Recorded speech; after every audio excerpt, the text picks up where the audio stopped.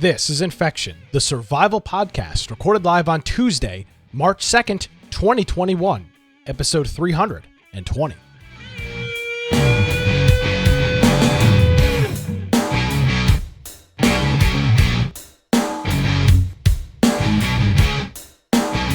Hello, ladies and gentlemen, boys and girls. Welcome to another episode of Infection, the survival podcast. My name is Nick.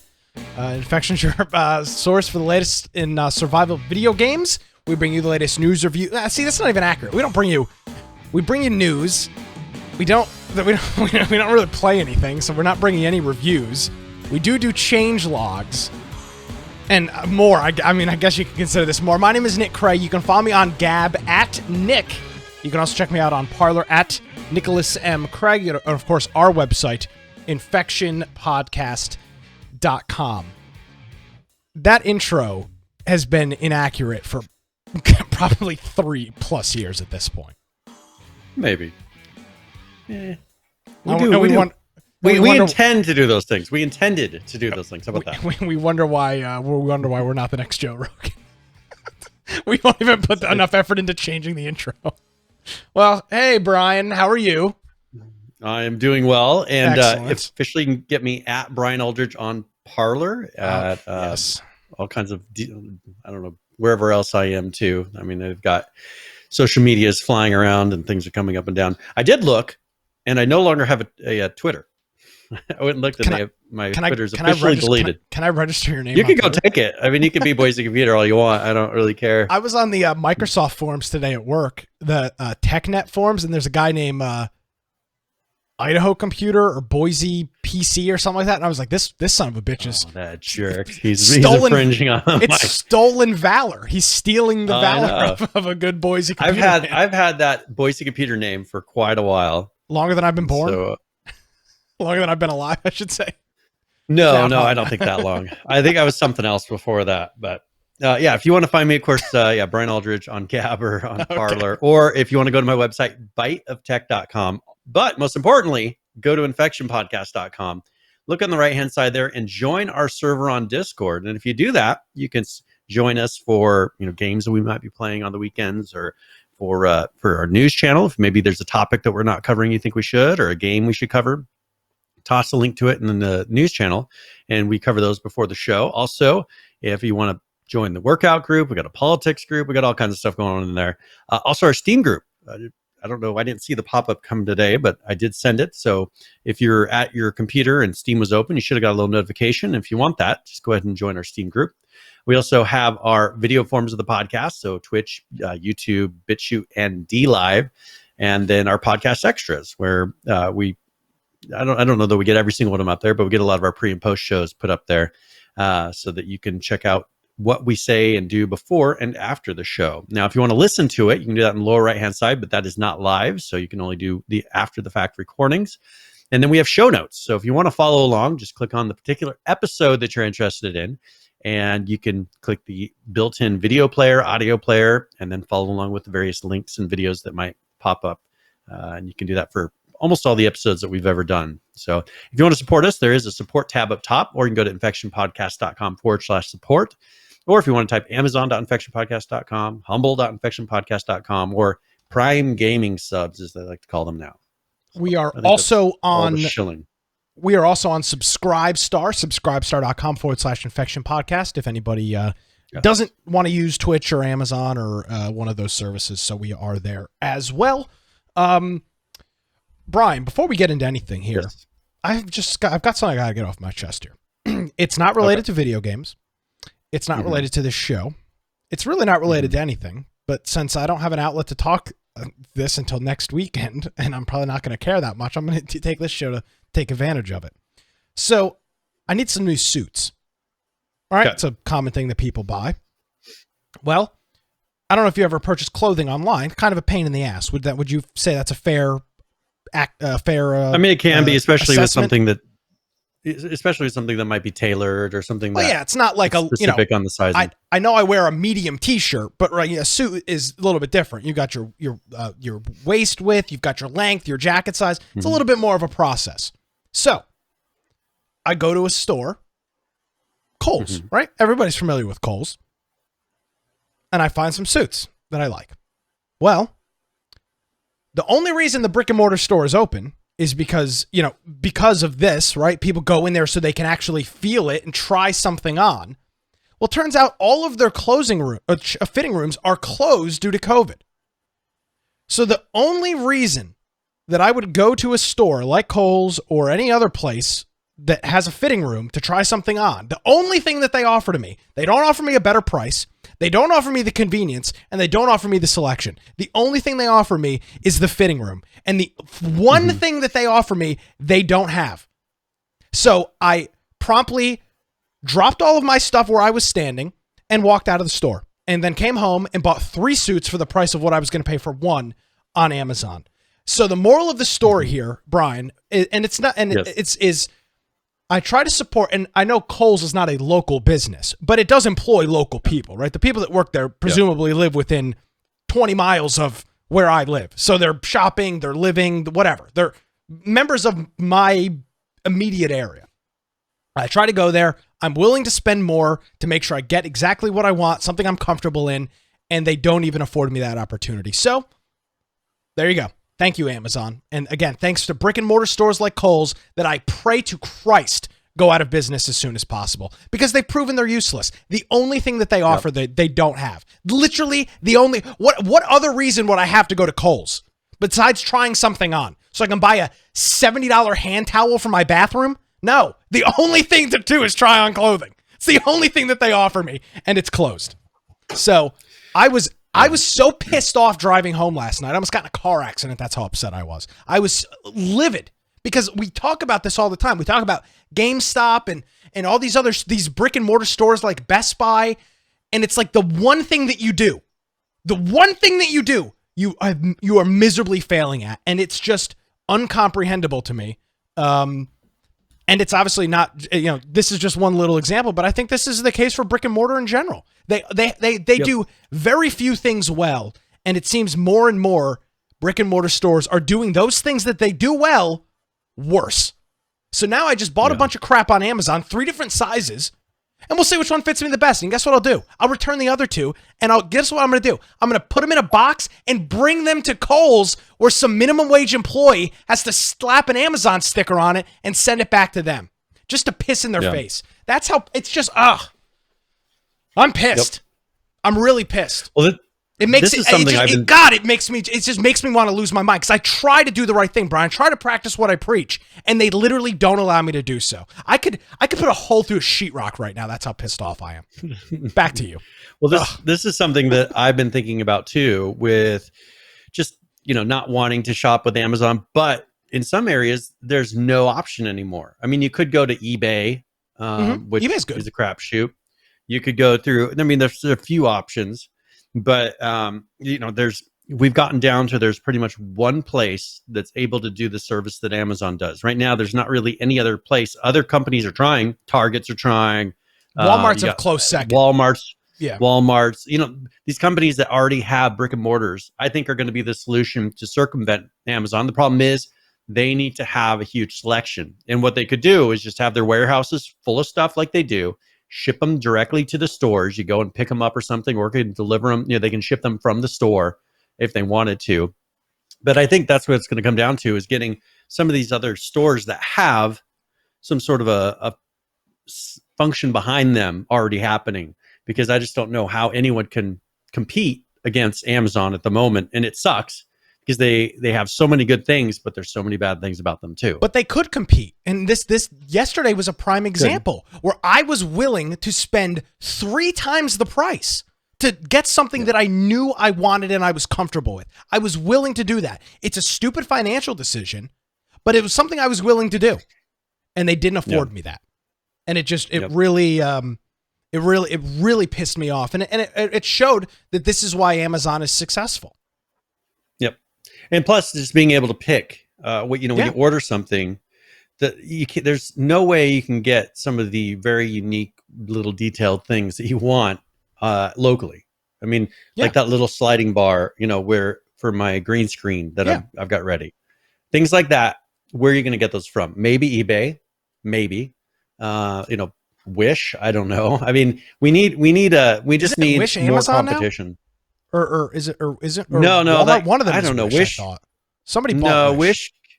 I don't know who bought Wish, but Wish just has a bunch of ridiculous things on it. Oh no, Wish is the Chinese. Is like a Chinese site. Yeah, it's like directly from China. Yes. And my wife will show me on her Facebook, like she'll scroll through because I don't get Wish like advertisements or anything, but she'll scroll. Well, through I just went to wish.com, so now I'm screwed. I'm gonna get. Yeah, you're gonna start seeing. You'll see some of the most useless, weird things that you could ever imagine on there, like a diaper for your dog, and just a washable diaper for your dog. Stupid stuff like that. Diaper for your dog. Wow, what time to be alive. You got to take it next time. I can understand maybe a diaper for your dog, but a washable one, because you got to save a little bit of money. Just stupid stuff like that. Nothing better than taking your nice washer and throwing a diaper full of dog crap into it. Nothing screams cleanliness like that. Yeah. Oh, what happened to the darks? Oh, I threw in this diaper. Whoops.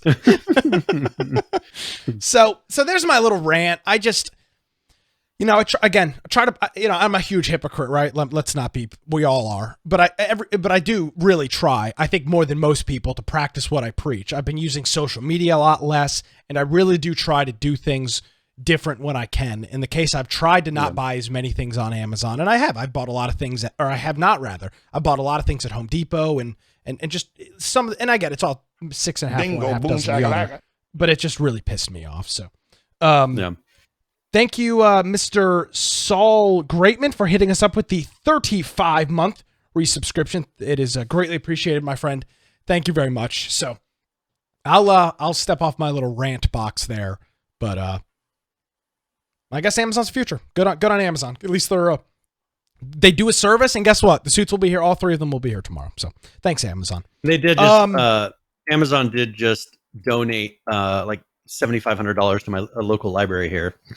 Oh, that's great. That's great. But they built a warehouse here, and so they're trying to do stuff. Yeah, so all the mom and pop stores they shut down. They threw $7,500 at a library, and all the they can go read books. Yay! I mean, what else do you need to do? Yeah, all the peasants. You don't have a store anymore, but go ahead, go to the library. You can hang out there if you're homeless. Enjoy your day. Don't read a Dr. Seuss book though, because it's racist. Oh, yeah. So hey, I do want to mention this Friday night. It's a big one. Right? There's been, hey, Infection Podcast, maybe things have been on the fritz for a little while. Well, no more. No more after Friday night. So there is a huge Rust wipe on Thursday. There's the global Rust wipe. Well, our good friend Judd, who has done a bunch of, he does our Infection post show. He does our little zombie intro thing that you see if you watch the show live. Judd's been with us for a long time, and he's an incredibly talented individual. He does music, does a whole bunch of stuff. Well, he has a Rust server, and you think, all right, great, Nick. Any jackass can spin up a Rust server, and that's true. Since we do have one, or had one, you are correct. Any jackass can spin up a Rust server. But he's actually been building his own map. So he's got a custom map. His server's called Bushlandia. It's Bushlandia. It's spelled exactly as it sounds. And we are going to be playing on the Bushlandia custom Rust server this Friday night. So the wipe is happening Thursday, and the server is going to be up. It'll be put up there. It's going to be 2x. There are a whole bunch of mods on it. There's kits. There's zombies on it. It is a modded Rust experience.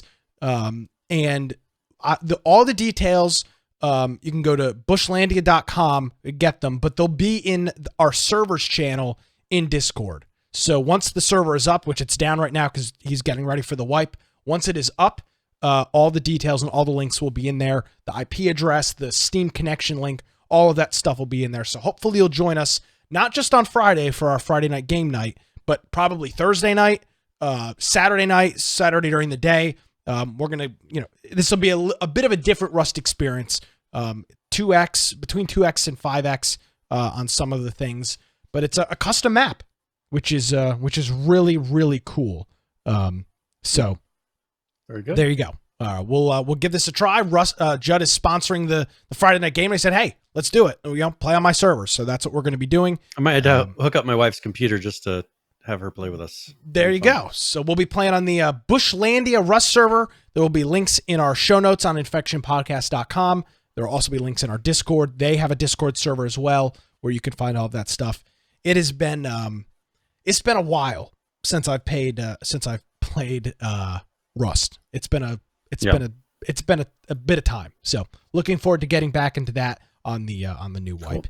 Cool. So yeah, the Bushlandia Rust server. Join us Thursday, Friday through the weekend, and for many weeks to come, as you do with Rust. So, all right. I got a couple things I'd like to start out with. Okay. I just can't not start with Stadia, because this story that came out this past week. This is all for you. I know that for you, this is just like, because I know how pissed you were that day at PAX. Yeah, you thought I was pissed about Cole's fitting rooms not being open. You should have seen me when Stadia pretty much give us the middle finger. Well, yeah, I mean, we only spent like $5,000 combined to fly all the way across the world with a bunch of people for them to go, well, you had to make an interview beforehand. Well, good. I'm glad you're going out of business, you stupid jerk-offs. There we go. Pretty much what he was saying. Yeah, and guess who? You know what's the funniest part is Google Stadia will have not existed, and not existed again, and we will still be doing this podcast. So Stadia, that's for you. All right. So here's the report. An unbelievable amount of money. I'll mind you.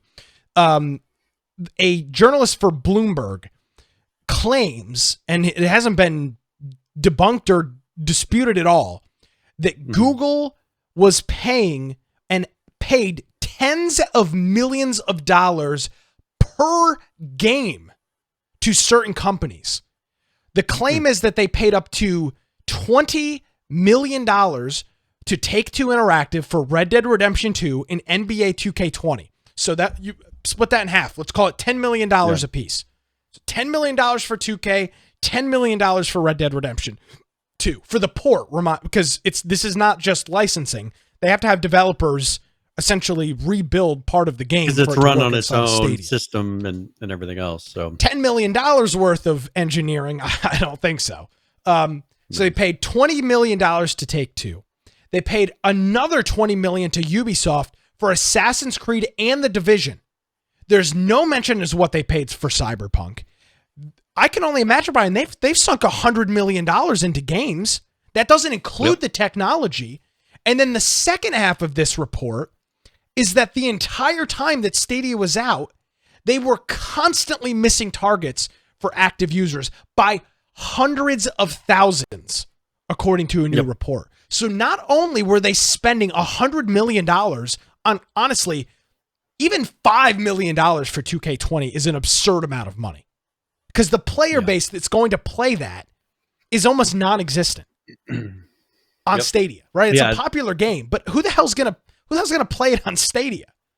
Well, most of those people already have a console, and there's other ways to do this. I mean, first of all, Stadia is not that great competition when you have Xbox, which has their ability to let you remote play and do all these other things. And PlayStation has their own system for letting you remote play and do things through the cloud in a way. I mean, they were a little bit late to the game, and it's just not feature rich enough. What have they offered in the whole Stadia thing that they ever did that was more than what a regular console was? Yeah, no exclusive. Well, and they kept saying, you could do this, but I never saw any games actually deliver anything more. Well, you look at the tale of two tapes, Brian. You look at Stadia, and then you look at somebody like Epic, right? I know it's not the same product, but what does Epic do to make themselves different? They shell out cash and they get exclusives, and that seems to be doing well for them. Stadia has shells us out a bunch of cash, but doesn't have any exclusives. Again, NBA 2K, you could. I mean, right now, if you went on Facebook Marketplace, you can probably get an Xbox One, the last generation Xbox, $60, $70, the whole console with a controller, a couple controllers. So NBA 2K will run on that. So for less than $100, you can get a full gaming system and NBA 2K20. Yeah, or play it on Stadia. It's not an unobtainable thing to have. Again, you can buy a brand new console, or not a brand new, but you can buy a full console. Well, that'll do everything. I mean, I bought that one this weekend for $299, right? It's the Series X, but still, I mean, it's the new generation. Not that expensive. That's the new generation. That's still not that expensive. Like, why would you go get Stadia hardware and then buy your games on this platform? The whole method they had of approaching this was just not good. Yeah, it was not good. And maybe this is one of these situations, Brian, like the Sega Dreamcast. Maybe it's just a little too ahead of its time. Maybe there just isn't the user base. If you look back at what some of the, not the only reason, first of all, no DRM protection. That's what really killed Sega, because everybody was just ripping games off the internet. But you look at the LAN connectivity that the Sega Dreamcast had, it was just a little too ahead of its time. People didn't have internet. People didn't know what internet was. People didn't have access to it. So it just didn't work. It was just too advanced. Maybe Stadia is too ahead of its time. Maybe there's just, and I say that because there's no player base. And that's why I say maybe it's too ahead. I'm not saying it's for sure, but there's nobody is beating down Google's door for a cloud streaming solution. I don't know anybody that's going, damn, I would love to play video games, but I need a solution like Stadia. I don't know a single person that exists that has that predicament or has that dilemma. I just don't know the user base. And it's clearly obvious from this report that they were Bingo, boom, it was never good. It never worked. Yeah. They were, from day one, they were hundreds of thousands of users less than they were supposed to be. Yep. Unbelievable. And I think it comes down to there was nothing setting them apart. And I think it's kind of the same thing with the current consoles. I told you that I was able to, last week I remember discussing I was able to get a hold of a console. Well, I played it, and you know what? It feels like a slightly faster version of my Xbox One X. Well, that's not good. Slightly faster. Yeah, I mean, the interface is identical. There's nothing new. It's just like plugging in my other Xbox. It runs the games the same. They all look the same for the most part. Most games don't have ray tracing or anything like that built in and turned on. It's been kind of a down. I'm kind of glad that I didn't get the more expensive one yet, just because what would be the point? I think we're in a really silly place. People need a reason to go places. Just like to get the new consoles, there needs to be a reason. There's no games for the new consoles to really drag you there. With Stadia, there's no game that showcases their technology where you're like, oh man, the only way I can play that way is through Stadia. That doesn't exist. There's nothing Stadia ever offered that you could only get through Stadia. And I think that's what killed them in the end. I want to thank our friend Joshua New Zealand NZ for hitting us up with the 11-month resubscription here on Twitch. Josh, thank you very much. It is greatly appreciated. Yeah, Brian, I don't know. The hardware is expensive. It's like $130 for the little cube looking thing and the controller. I just don't see why you'd buy one. Get an Xbox Series X or S. I mean, $299 versus $100-something bucks. I mean, why would you go with the Stadia? Or if you look at the games that are available, buy a last generation console used on Facebook or Craigslist for $50 and call it a day. I mean, again, it's just. Part of me is happy because of how poorly they treated us at PAX, but the other half of me is just kind of bummed out because the idea of Stadia seemed really cool when they first started talking about it. I was like, well, damn, it doesn't matter how good the only thing you need is an internet connection, a decent internet connection. Nothing else really matters. You have stable power and a decent internet connection. Great. You can play any games. Looked fantastic, 4K, 8K, and all this great stuff. And it's all turned out to be a bunch of, and this is not too uncommon for companies like Google. It turned out to be a whole bunch of tech specs, Brian. Same thing that all these other companies do. It was a really nice spec sheet.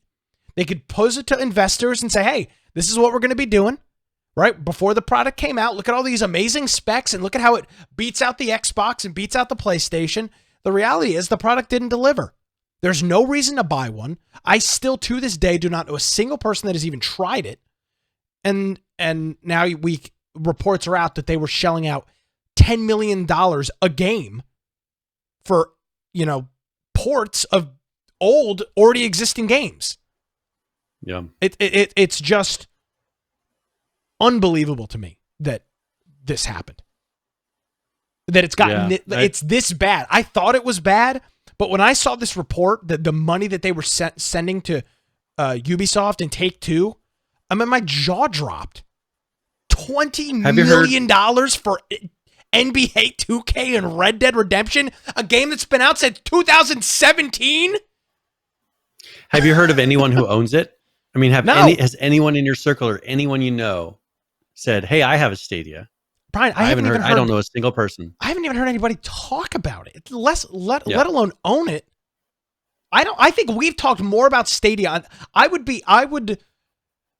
guess that a majority of our audience has not heard anything about Stadia outside of this program, because I don't know anybody else that has ever talked about it at all, except when a story like this comes out. So it is a ticking time bomb at Google, right? They closed down their studio. The guy that was in charge of it left. There's no way Stadia makes it. You want a black book prediction? I think I've already got one. There's no way Stadia lasts through the end of the year. I think I've already got something similar to that. I don't see. Yeah. I thought I did see something Stadia in here. And I might be ballsy, but I won't do it just because I want to be right. I would be ballsy and jump it up a couple months, but there's no, after this report came out, there's no way that Stadia succeeds for any significant period of time. Yeah, I'll look.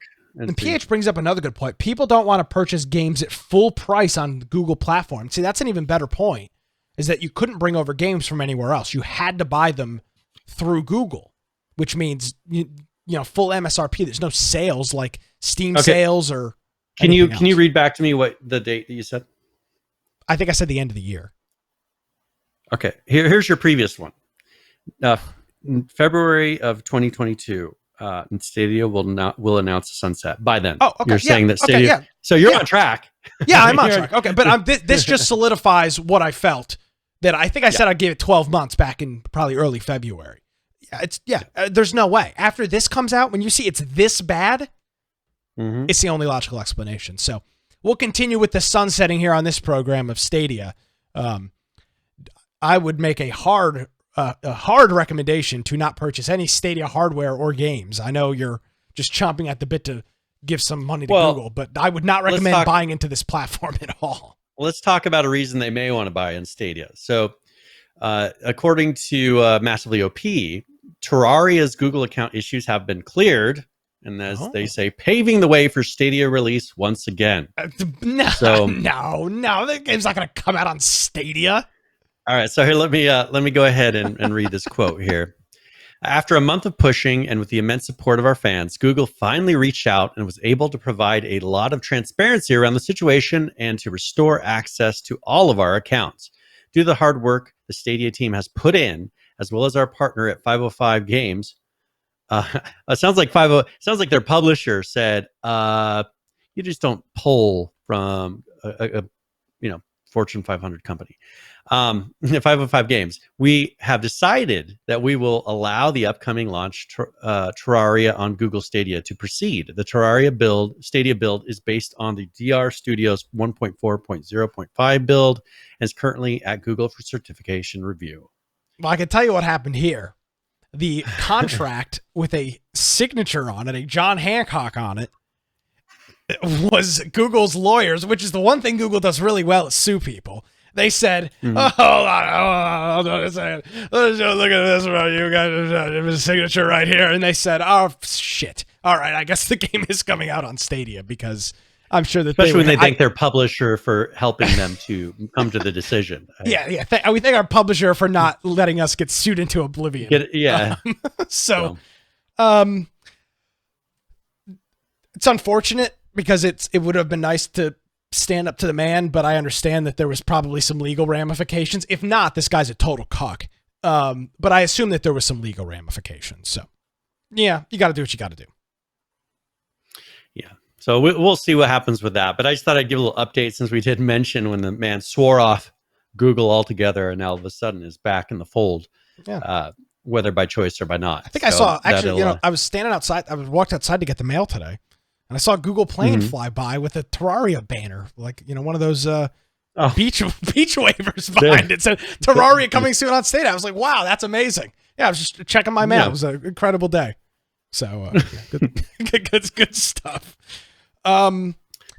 Speaking of things that piss me off, this is why I like doing this show. We could even change. This is a good way to vent. I mean, all we have to do is make a list of all the things that piss us off for the week, and we're good. This one is unbelievable. I can't believe there's an article from thehill.com in our show notes, but there is anyway. A representative, and I'll say a Democrat, because that's what the article says, not me, Marcus Evans Jr., who is a representative in the state of Illinois' legislature, is seeking to put a bill forward to ban the sale of violent video games, including Grand Theft Auto, as carjackings have increased in the state. So it's definitely not the economic issues in the state of Illinois. It's definitely not the terrible practices that their governor has been putting in the state of Illinois. It's Grand Theft Auto, a game that released in 2014 at this point. Well, I mean, depending on which one you're going with, but yeah, GTA 5, the most recent Grand Theft Auto, hasn't been out in, at this point, almost 10 years, almost a decade. Come on, don't break Lightfoot's. Is that her last name? Lightfoot. Her just going to save her city. Oh, well, that's Chicago. Yeah, Mayor. Oh, Chicago. Well, I might. Well, this is Chicago. This is Illinois in general, right? Yes. Chicago's their biggest. Isn't Chicago their biggest problem though? Isn't that what they're kind of basing all this on? Well, I would assume so. So it's definitely not their Democrat governor or their Democrat cities. Chicago, it's Grand Theft Auto. I do have one quote here I thought I'd point out. It says the bill would prohibit the sale of some of these games that promote the activities that we're suffering from in our communities. Is this going to do communism and socialism? I mean, are we? Do we get to put in what we think they're suffering from? Well, I mean, I can't say what I want to say because it'll definitely get us banned off the internet. So I won't say that. But I just found this to be, it just shows the total disconnection of our elected officials when it comes to video games.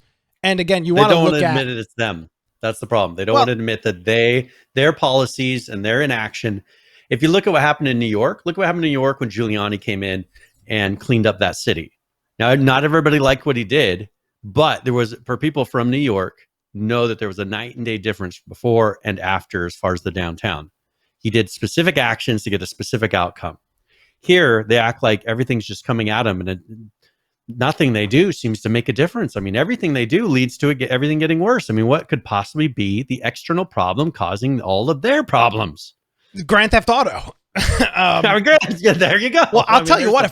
If I was Rockstar or Take-Two, I'd sue the living hell out of this state lawmaker for essentially blaming, Chicago, where 40 people are shot a weekend. Safest place on Earth. Don't you think maybe they based the game on the actual place, not the actual place is molding around the game based on that place? I mean, have we not thought of this? Yeah. So, yeah, again, we're literally 40, 50, 60 people are shot a weekend in Chicago, a real staple of by the way, where firearms are illegal in the city, yet 60 people are getting shot a weekend. What would you do if you lived there? What would you do if you had a gun? I mean, it'd just be horrible. So, without getting too crazy off the rails on this, it's just, and again, it goes back to, Brian, we talk a lot about loot boxes, right? And people will say, oh, well, somebody needs to step in about loot boxes. Really? The loot boxes aren't the problem. It's the people spending all their life income. I'm saying, you want people like this, Marcus Evans Jr., who clearly doesn't know his head from his ass? You want him writing regulation about the loot boxes? You want him writing regulations whether you can or can't buy something in a video game? Somebody that thinks 60 shootings a weekend in Chicago are the fault of a video game that is not a new video game that hasn't come out, that hasn't been out since 2014? Yeah. You think you want this guy telling you can't spend $20 to buy a bunch of stupid boxes that open and give you free crap? Seriously? One thing I like is, are you out of your damn mind? One thing I like on here is the first comment on here says, I want a ban on the game Monopoly. Stop the greed on Wall Street. Yeah. So this article has gotten lots of lulls all over the internet. I find it interesting that the lawmaker's political party isn't in the first paragraph, but you dig down into it and you find that out. So, hey, I do have one thing here. Did you notice that they have a video comment section? I've never seen this before. They have text comments. This is the most dangerous thing I think I've ever seen on. I'm gonna clip this and upload it. Okay, because they have a video comment section, and I'm like, what in the world? I've never seen this before, and of course, nobody's done it. It uses services called Yappa, YAPPA.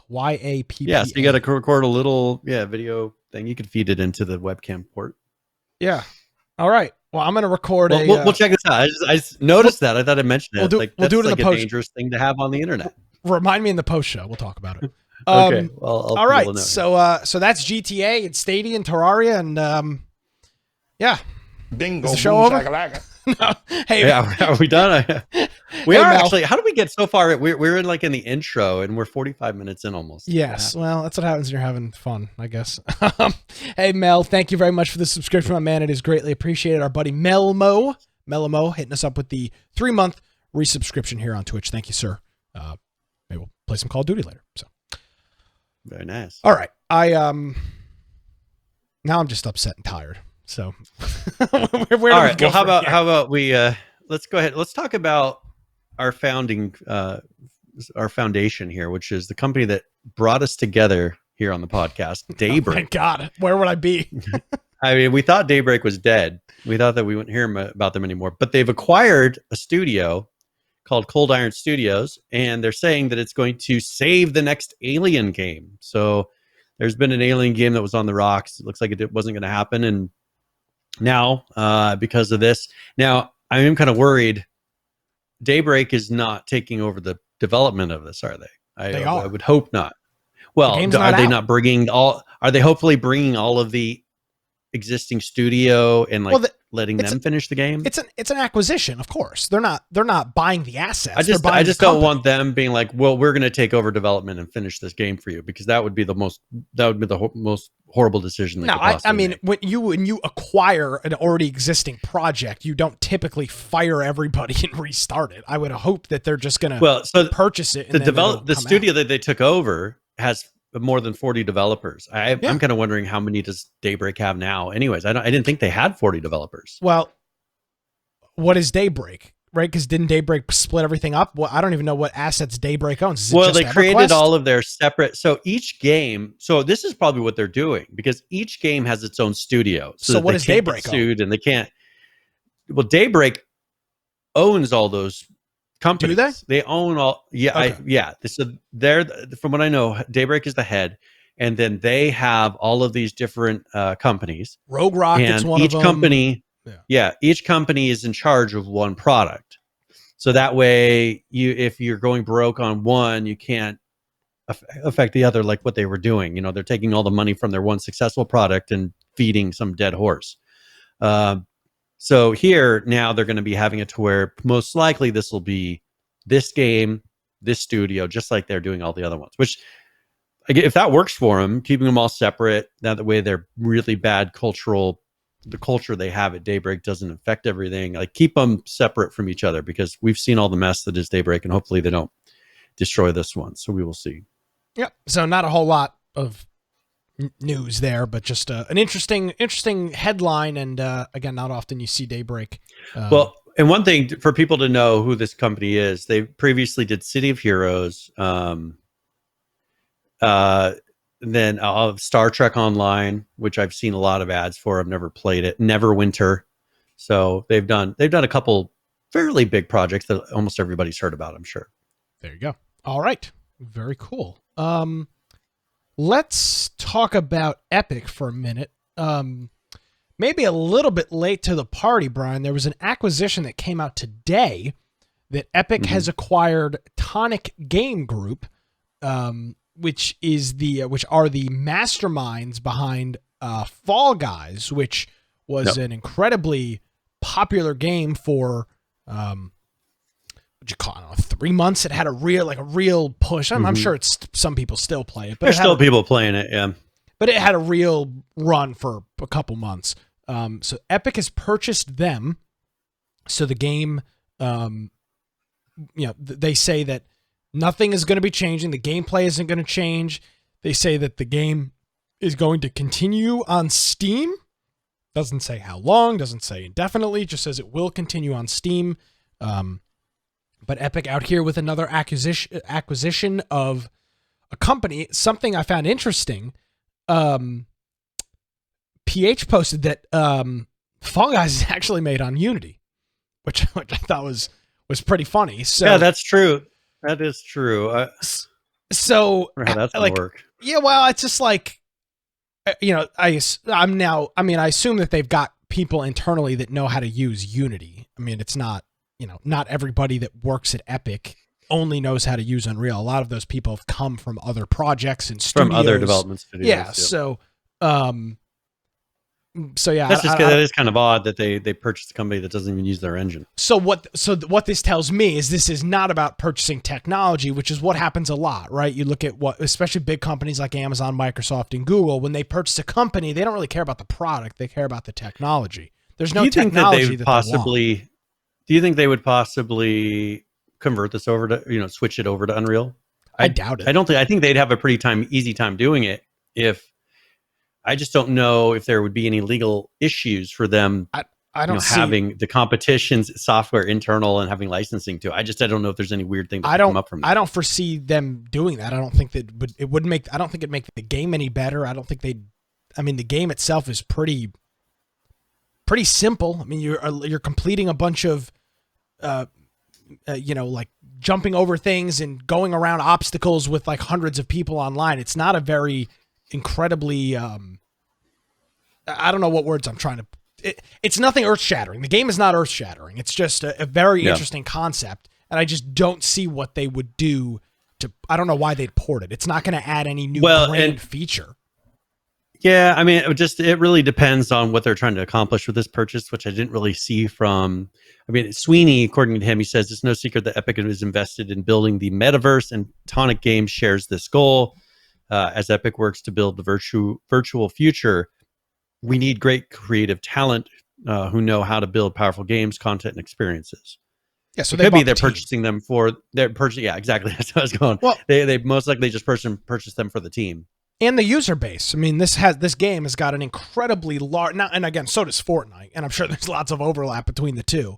But they've purchased an incredibly large player base, and obviously the talented and creative minds that came behind this. Because if you do look at the base of a game like Fortnite, very similar to Fall Guys, right? Yeah. So maybe Epic is looking for the next thing. They talked about making a Fall Guys 2. They put that on hold when it got really crazy.Maybe Fall Guys 2 will be on Unreal, and they'll implement some of these engine changes to maybe it'll be built into Fortnite. Who knows? Yeah, it'll be a bunch of Fortnite people running around, bouncing around, being weird. Awesome. PH was pointing out that they had made some comments about the reason they didn't use Unreal is because of the physics replication and a lot of things they're doing with having so many objects and things and people running around. Maybe that's something that, because of that, Epic says, well, how do we fix that? Let's bring in the company. Let's make the next one on Unreal Engine. Let's implement all the changes in our engine to make it to where this happens naturally. Yeah. Because that's what they've done with a number of these things, is purchase the people that they need, and then they implement in their engine. They've done it with the character stuff we mentioned last week. They've been doing a lot of stuff with water, physics, all kinds of crazy things. So I don't know. I just think that this may be an indication, not that they'll change Fall Guys as it is right now, but I think that maybe we'll have a very different Fall Guys 2, possibly in Unreal. That's my thoughts. Interesting. Wasn't expecting that, but here we are. Very good. Some other things. Okay, so to follow back on a report that we did a number of weeks ago, where Apple was requesting that Valve give over all these details. Well, that is happening. Valve is ordered to give Apple information on 436 Steam games as a part of Epic Games' legal case. So so that I didn't think that they were actually going to make them do that, but Sweeney, when I woke up this morning, I still open Twitter in the morning and look at it because I'm mentally ill. But Sweeney was going on a rampage on Apple. I'm gonna see if I can find the tweets. He was just ripping them a new one, and I'm sure it had something to do with this. He tweeted, what did he tweet? It's terrifying how much leverage Apple has over consumers and developers by integrating everything, locking us all in, and exerting total control. Normal companies respect the natural boundaries that exist between platforms and services. Apple does not. So he obviously is a little pissed off about that. I'm sure Valve is a little pissed off that they're now thrown in the middle of this lawsuit between Epic and Apple. The real question is, why the hell do they need information on 463 games? My thought, Brian, these are games that are using the Unreal Engine. Yeah. Prominent games that are using the Unreal Engine so they can get something. I don't know what, but obviously 463, they didn't just randomly pick games. They must be games that use the Unreal Engine. It's got to be linked to Epic in some way, or the courts wouldn't have ordered it. So I found on YouTube, this is still related somewhat, but to the Fall Guys, some guy remade Fall Guys in Unreal Engine, and it actually looks pretty close. Other than characters look like. Well, he better watch out because now Epic will sue his ass. So he better quickly. I thought it was funny. Like video. this guy made it, in however long, but it actually looks pretty good. So it is possible. You never know. They may remake it. I don't think it would be that hard. Yeah. One other. So there's one other about Fortnite. Now there's a report that was put out by PC Mag, and they rated that Fortnite has the most cheaters in competitive online multiplayer games. So if you look at how this, and what's amazing is I feel like I win more in Fortnite than I do other games. But you're probably paying against bots. There's a whole bunch of bots. Yeah, that's what it feels like sometimes. So Fortnite, you look, they have over almost 27 million.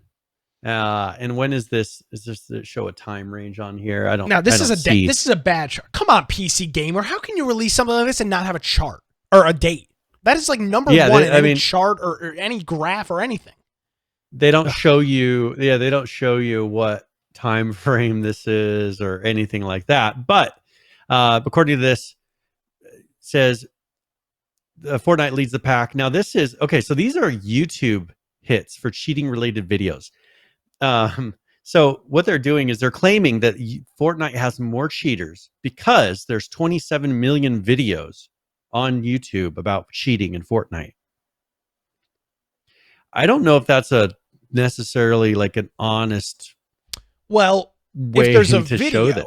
Well, if there's a video, so they're saying YouTube video views. But a bunch of 12-year-olds sit there and think they're cheating. Like they're like, oh, one of my sons says, oh, I hacked this game. When he hacked something, like he went through a side door, he did something that he didn't think was supposed to. No, it's just a hidden door in the game. He didn't hack it. What is he saying he's hacking in Fortnite? He thinks that anytime, yeah, he'll be playing Roblox or any stupid thing. He's like, oh, I hacked it. You better be careful hacking in Roblox. That'll get you some deep trouble. So it's like you're going to the game where there's the most children playing it, right? And then you're saying, oh, well, there's more YouTube videos on here saying things about hacking.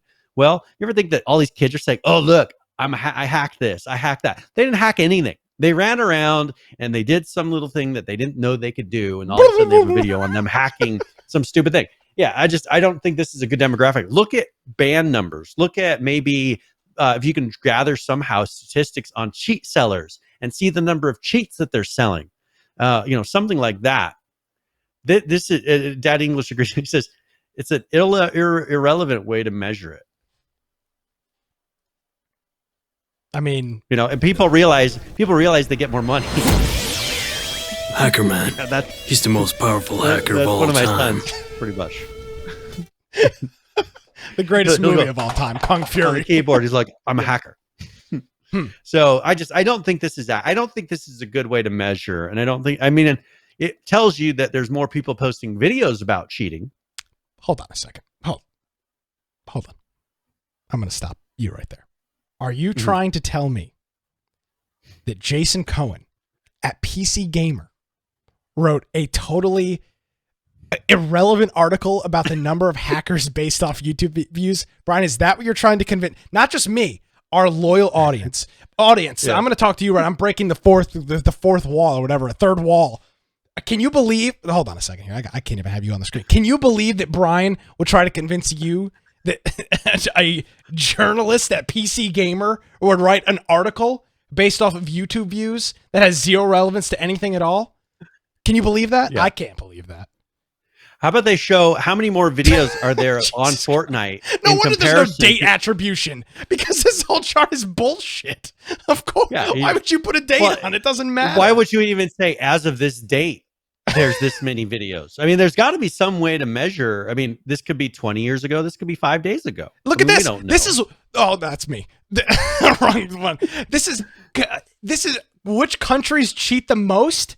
It searches for hacking terms via the internet. Oh, look at all the yeah. So because people have searched, or people have maybe on a blog. Australia. I mean, look at Australia. They are horrible. Number 5. Cheaters. I think we're number 8. They are so much worse than Russia. They're so much worse at cheating than China. I mean, they've blown it. I mean, because look at there's no cheating in China. Look, it's empty. Zero cheating in China. It didn't happen.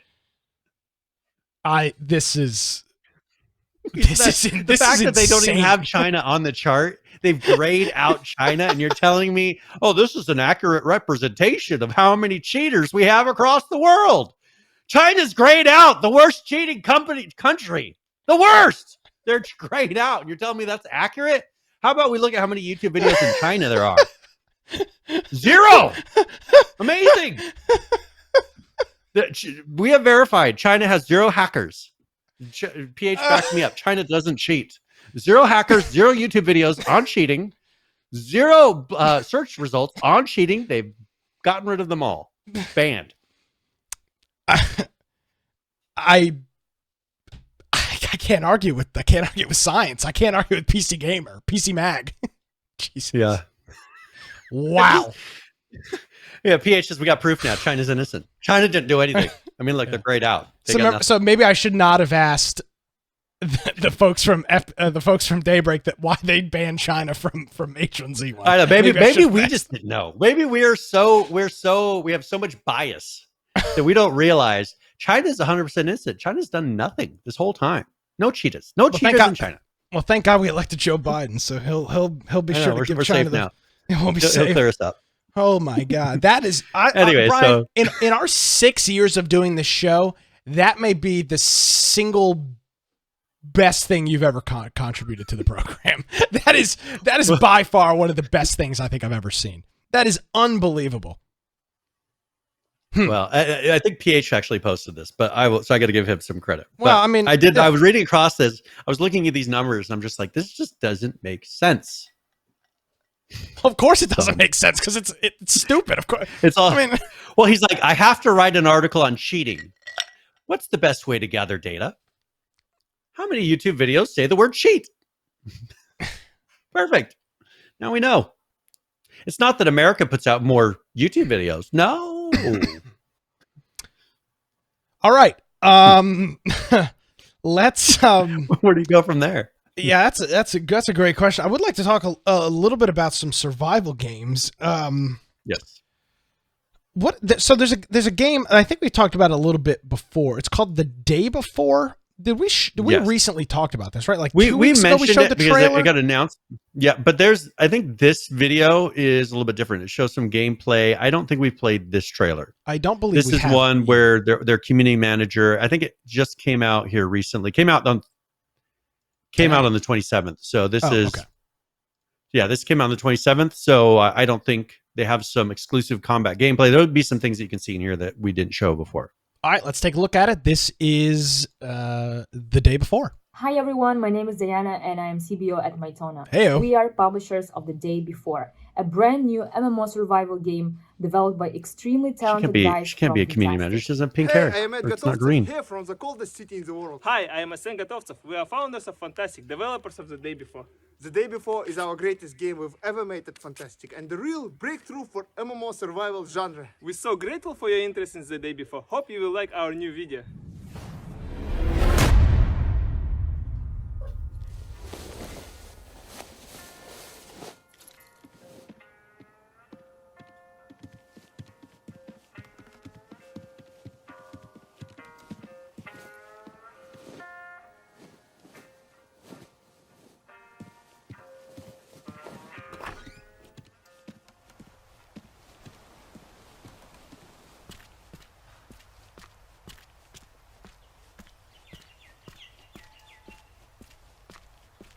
ambiance in this game is pretty legit.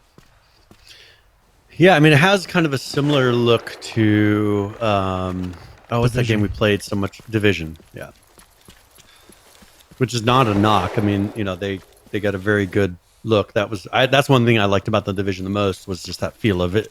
Everything felt like it was real. Yeah, the way things would be laid out, and who knows.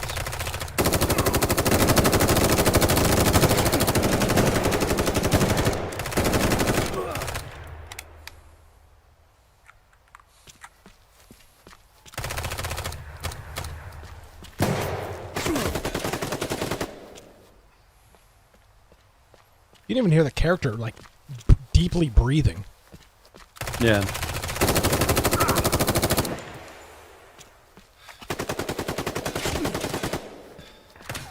Yeah, it just has. I mean, it has very much of a look like Division. I mean, but it's an actual. But it's but it's very much open world, which Division really is. But yeah, they would. I mean, their whole PvP thing was all sectioned off.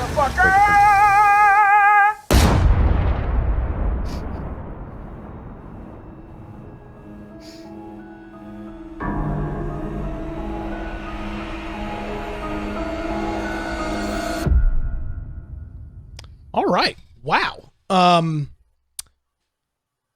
don't see exact pretty release legit. date. It says coming soon. Yeah. It'll be interesting to see. They're treating it like an MMO, online PvP, online co-op. Also has single player, which who knows what all is involved with that. It'd be interesting to see, because this is something I remember seeing all those really cool videos and things for The Walking Dead. That Walking Dead game. We're like, oh, that could be awesome. But then the game wasn't actually like that. That's what's nice to see, a video clip like that, because that's what the game should look like. It's not just a video clip that they created for this. It looked like it was actual gameplay. So I think this should be pretty close. And it's daybeforegame.com if you're interested in kind of checking out their website. We have a link to the Steam, but I'll put the other one as well. So if people want to go check it out from our show notes. Yeah, looks cool. I mean, I don't want to, obviously, as we've seen in the past, you want to keep your expectations exactly tamed. But lots of people saying, like, hey, this is what I wish the Division was. Just again, this is based off of 2 minutes of gameplay trailer, but whatever. Yeah. Cool. Well, I'll put a link to that. But if you're interested, check it out. Daybeforegame.com, or check out their Steam page. I don't see the exact date, but it's got to be coming pretty soon. I'll try to find a better date. I don't see anywhere where they actually have committed yet, so we will see. All right. Do you care what we talk about next? No, sir. All right. So let's go ahead. Let's go ahead and talk really quickly. Atlas, they put out. They were talking actually to Massively OP, or they were doing some sort of a video, and they were discussing the logic behind their new ship system. Because they're kind of a rebuilding Atlas, trying to make it relevant, because obviously their first attempt it wasn't within reason. People just weren't up for 40,000 people or whatever on a server. Was it 14 or 40? It was 40. It's 40. 40,000 people on a server. It just didn't really work. So, the ships are pretty much the main area. They've been kind of backing off in the past. Always backed off from trying to show, having things be focused around buildings on land. They wanted you to be in the water. It seems like they're kind of giving a little bit back of the home base situation for getting resources and then going out in the ocean and fighting. So on here, the new system is meant to roll out in 3 parts here. First is going to be the pre-built ships, and we've heard some announcements of those pre-built ones that you can go buy at the docks. And that works with the new module system once they've deployed that. Part 2 is making modules something that you can easily swap between for different point values. So always allowing for planned ship customizations. And then part 3 is allowing for players to simply buy a skeleton and kit it out with modules as they desire. So they're wanting to have, first these pre-built ships, and then, make these modules that you can then upgrade the ships with, and then make it to where you can buy a shell, build a full ship from scratch, and kind of make your own custom ship that has its own features. So I will put a link in there also if you want to go check out their full. They have this was part of their Ask a Pirate Day that they do. They go through, and sometimes we'll read those questions. Usually they're not extremely relevant, but there is also a survey. If you are playing this game, there's a survey that they ask about ships, and I'll put a link to that too if you're interested. If you actually want this game to improve, go there and fill out their survey and put their opinion of what you think they should do, because obviously they don't 100% know. They're starting from scratch. They have ideas, but I think if you play the game a lot and you think, hey, I think it should be this way, well, this is your opportunity to actually have a little bit input into what the game is doing. So I just figured I would mention that. That's always the trade-off, right? I mean, like, you want to do what the community says, but then you saw this a lot you see this with lots of early access indie games. What the community says they want and what they really want are not the same, because they don't know. Well, you just don't know. You don't know what you want until you get it implemented. And you go, oh, this is terrible. Why did I want this? So that's always the catch-22 with that. And yeah, I mean, I wish Atlas the best. I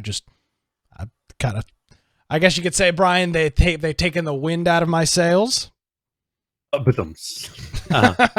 Speaking of wind coming out of your sails, Anthem, BioWare has announced that they are essentially they are shutting down the new version of Anthem that they were going to release, Anthem Next, which essentially was a remaster, I guess is what you'd call it, of the Anthem game.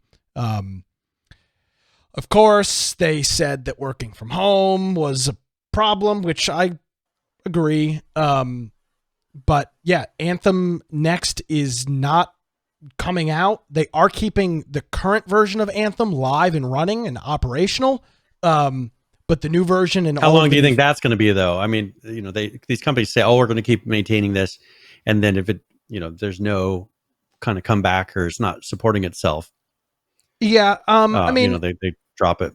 I would assume it's going to run for. I mean, typically they give 6 months with that, if not 3 to 6 months. So, I mean, I'd say you're probably safe through the end of the year would be my guess. But Anthem hasn't been out that long, and then this new version, Anthem Next, they've scrapped. So yeah, because they figure if no one's playing the original game, you're not really going to have a guarantee on the second. Yeah. And this is a quote from the developer: "Game development is hard. Decisions like these are not easy. Move forward, we need to be laser focused on our efforts as a studio and strengthen the next Dragon Age and Mass Effect titles while continuing to provide quality updates for Star Wars: The Old Republic." So I guess they just probably didn't see a use in continuing to shovel money into a remaster of Anthem. So that is no longer coming out. There will be no updates done on it, and the current version of Anthem, though, is still live. And kind of a go ahead. I was going to say, in another game has announced that it's going to be closing. And actually another 2 games have announced they're going to be closing: Defiance and Defiance 2050. So this is something they released Defiance, the original one, 8 years ago. And then 3 years ago, they released the Defiance 2050. So they announced that they're ceasing all operations as of April 29th.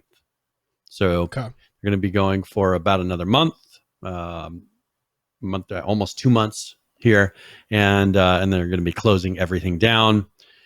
One thing is interesting: 95% discount on all in-game items sold for bits in the Defiance store. Every 1 to 2 weeks, we'll hold a server event for Defiance and Defiance 2050. I mean, it's only a couple of events. Server boosts like for 3. Skill reputation, experience points will be active, and they're having item giveaways. Why not just let people have whatever they want? Why are you selling skins in the last couple weeks of having your game even online? Why not just let people do whatever they want? Yeah, just open the floodgates. Yeah, I mean, just make it so everything's free, so everybody can have that skin they always wanted. I mean, whatever you would purchase in game, why make people purchase it? It's only going to be up for less than 2 months, and then it's gone. It's I find it odd that they're saying, "Oh, well, we're going to give you a 95%." Why charge 5% for something that's going away in less than 8 weeks? So it's a free-to-play game.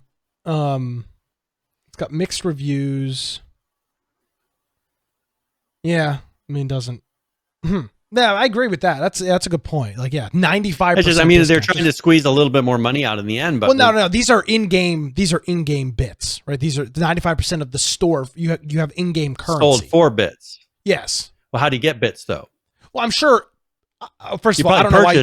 Well, yes, you probably had purchased them in the past. I can't imagine new people today be like, "Oh my god, I need to buy a whole bunch of bits." Maybe it's for people that have bits built up in their account. That's what I'm saying. Yes, a way so that they can buy all this ridiculous stuff at a huge discounted rate and spend their money and feel like, okay, well, I got something out of it. I believe that does sound like that's probably what it is.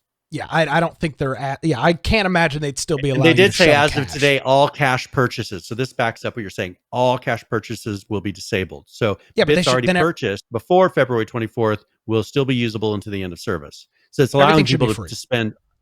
They might as well just open up, say, hey, you know what? We're not allowing you to buy anything anymore. Here, just everything's free. You know, give them something cool that they can do. You know, with their bits. You know, like you could throw a bit grenade or, you know, something stupid. Give them something. Yeah. Oh, well. Agreed. Totally agreed. But yeah, they'll be shutting that down. So that's another one going away. Wow. It's a sad week. Well, let's talk about some happiness. And somebody's making some money here. HP, which everybody knows is a high-class gaming brand with their Omen line. They are purchasing HyperX, which makes a bunch of headsets and keyboards and mice for a smooth $425 million. So now all of the HyperX branded. Now this is just one brand because it's, you know, Kingston owned HyperX, and they're buying just the one brand from there, which is kind of odd. You know, it's not like they're buying Kingston, but yeah, they're buying the headsets and because I mean, like, yeah, your Kingston HyperX RAM you have, they're not buying. They're just buying the HyperX peripherals. Yep. Which it's fine. I find it interesting. They're Kingston's retaining the DRAM, flash, and the SSD products. So probably the things that make them a decent amount of money. I just find it interesting that it's like, I mean, like, I just find it interesting that it's moving from Kingston to HP and why HP would want the HyperX brand. HP likes hardware. HP, one of their main places is cool. Here. Yeah, they make a lot of HP stuff here. And they had a big warehouse. They have a main headquarters for HP here still, but they really have focused on hardware. Not so much computers anymore. They do have HP servers, but you know, they did those tablets for a little while that they kind of failed on, you know, and everybody got for really cheap. You know, they like peripherals a lot. So I think that they're viewing that as a way to keep going. Yeah. So yeah, interesting news there, you know. $500 million essentially for HyperX from old Kingston. Well, and I have a feeling that right now is not the best time to be an enterprise because with everybody working remotely, who has access to the company printer? Well, I mean, there's plenty of other things, but I think it made a big chunk out of, you know, people aren't doing the maintenance, replacing equipment. I actually beg to differ with that. At least in my little realm. We've actually seen an uptick in service purchases for servers because now that people are working from home remotely, you can't run your VPN software on with 35 users on your old piece of crap 2008 server. You need a nice big box to run your fire or your VPN application. A lot of people are creating terminal servers so that users can remote desktop into a terminal server to access applications. So I would assume the last year has probably been really good for HPE, the enterprise version, because of all of those things that people need: app servers and terminal servers and domain controllers and things like that. So, I mean, most likely they have a real lack in certain areas, and then other areas are booming. And I have a feeling this is probably because they have a lot of factories and all kinds of things that are probably sitting there, not producing at full capacity. And, you know, maybe they're like, hey, what could we purchase where we can take advantage and produce these things and still make some money? Well, speaking of factories not being able to produce, the silicone shortage continues its trek. There's an article in here, Brian, that you've got about the price of MOSFETs. And it's very interesting. So, I mean, a MOSFET is essentially just a transistor, for all intents and purposes.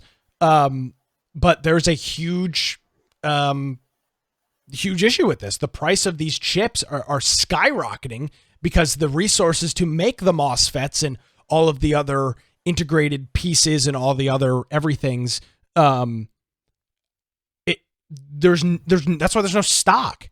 There's nothing. That's why there's no GPUs. That's why car manufacturers are currently having issues producing, because the chips, the ICs that run the smart systems and everything don't work because they don't have parts. It's just a freaking disaster.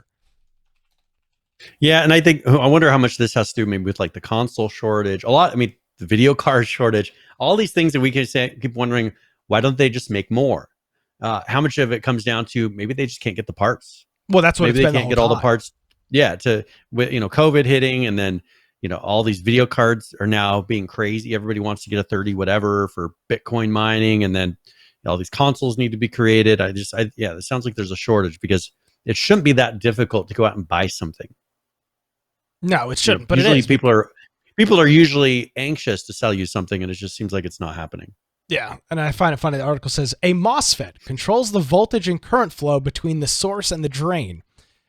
It's technically what they do, but it's not a great. Nobody. That's a terrible representation of what a MOSFET is. So yeah, the shortage continues. I know the 3000 series GPUs came out. Was it Monday? I think it was Monday. Yeah, the 3000 series GPU, or the 3060 rather, came out Monday. No stock. Just I don't know, what's it been now. It's been almost a year and a half. I've been trying to buy a new GPU, and I got in an argument on Facebook with a guy yesterday who was selling a 3070 for $1,700 locally. I called him some very choice names and then got kicked from the Facebook group, the Facebook yard sale group, because I was like, "Come on, man!" He's like, "Oh, that's the asking price." I'm like, "No, it's not. You're just being a and this is coming from a person that's all for free markets. And by the way, I don't think there should be anything illegal with price gouging. I don't think there should. I think price gouging should be totally legal. I don't believe any of that. But the guy just really pissed me off because he's being a smarmy jackass about it. Like, oh, this is the going rate. Like, no, it's not. The going rate of the card is not $1,700. It's not the MSRP. Yeah. So, yeah. Hey, haven't you learned arguing the internet always helps everything? I mean, to solve problems. I mean, I felt better about myself. Then I had to create a new Facebook account so I could get back in that group, because I do buy a lot of stuff out of there. It's a local Facebook group. Yeah. So I'll try to get myself unbanned. Hey, let's talk really quick. I'm going to follow up on another thing we've been discussing in previous weeks, and CD Projekt Red. So there has been kind of a report put out that ransomware hack has severely disrupted the work on their updates, and they actually delayed their update. They were supposed to be doing. They had a really big update coming out that they have delayed for at least, I think it was like for a couple months at least. That they're not going to be putting out their big patch just because of that hack, which I thought was interesting. And this was one that was supposed to fix a lot of these issues that people have been complaining about. But it says they did disclose that on February 9th, most of their employees were locked out of their workstations for the past 2 weeks. Yeah, that was the craziest part. So that must mean is that their domain controller got compromised, the thing that handles their logons. So the users were completely locked out of their domain. So I was wrong. I thought this hack was BS. This was a legitimate hack. They got pwned big time. Yeah. Bigly. And so since they were able to own the domain controller, that means they probably had some pretty clear authentication through a lot of various areas of the network. So it sounds like it's even a little bigger than they were hinting at in the beginning, because they were talking like, oh, they just got a hold of, they got a system that, downloaded some code and some documents, and they got access to some SMB. The domain controller, if you have access to the domain controller, that means you pretty much have access to the whole network, because you can remotely roll things out to every IP address you can access on the network. GP update, baby. Yeah, I mean, it's just this is a pretty big thing that they did. They seems like they kind of downplayed a little bit, probably for their stock price. You know, they don't want to freak everybody out. But one thing I find interesting, they said the very end, since Cyberpunk 2077's unsuccessful release in December. Who said they this? Not release in December? This is Bloomberg.com. The article, the very last paragraph. Why does it say it's unsuccessful? They released, did they not? I mean, is it their decision to decide whether or not it was successful or not? They sold more copies than anything else. I mean, they broke tons of records. Yeah, I would not call it an unsuccessful. I would say that was successful. All. If I were to release a game and I came in 1/20th of their numbers, I'd be like, oh, that was very successful. I think it's funny. They try to push this off as, oh, that was an unsuccessful release. No, that was a successful release. It just had a lot of people frustrated because of bugs. So, yeah, that's crazy. So I mean, it literally made up. Sure. It made up for the cost of the entire game plus marketing before the game even came out with just pre-orders. Yeah. I don't see how Bloomberg of all places could call that unsuccessful. That's now they should be doing towards the end of this month. They should be putting this patch out. So, it's supposed to be out closer to that date. And now somewhere mid to late March, we should see this update. And I did try playing it a little bit on my new Xbox and ran just fine. And it didn't look way different. Can we talk about that for a second? Sure. You seem rather unenthused. But about my new Xbox? Yeah. So I was, I did the Xbox 360 to Xbox One, and it was a big jump, right? I mean, the console looked different controller, whole different UI, which sucked off the bat. But it was like, here's old and here's new. Goodbye, old. It seems like that has not been your experience. Only difference. Do you want me to hold you side by side their controllers? Sure. You want to see the difference? Yeah. All right, here 1 second. I'll be right back. All right. So Brian's going to go get the controllers. But from what Brian described earlier, is the interface is the same. It's all the same games. Again, you look back at some of the reasons that people are not jumping at these new consoles. It's because there's no exclusives. I mean, you look at the don't ignore that. That's fine. Everything's okay. You look at the why buy a new console? Well, because a new game, a new this, it's got all these new features, the Kinect. So it's got the circular D-pad like the Xbox Pro controller. Yeah, right? It has a circular and then a little button, or on this one, little button, which is like a share button or something. Okay. That's it. Compared to the Xbox 360 versus the Xbox One, a completely different controller. Just like totally different finish on the controller, much higher quality controller.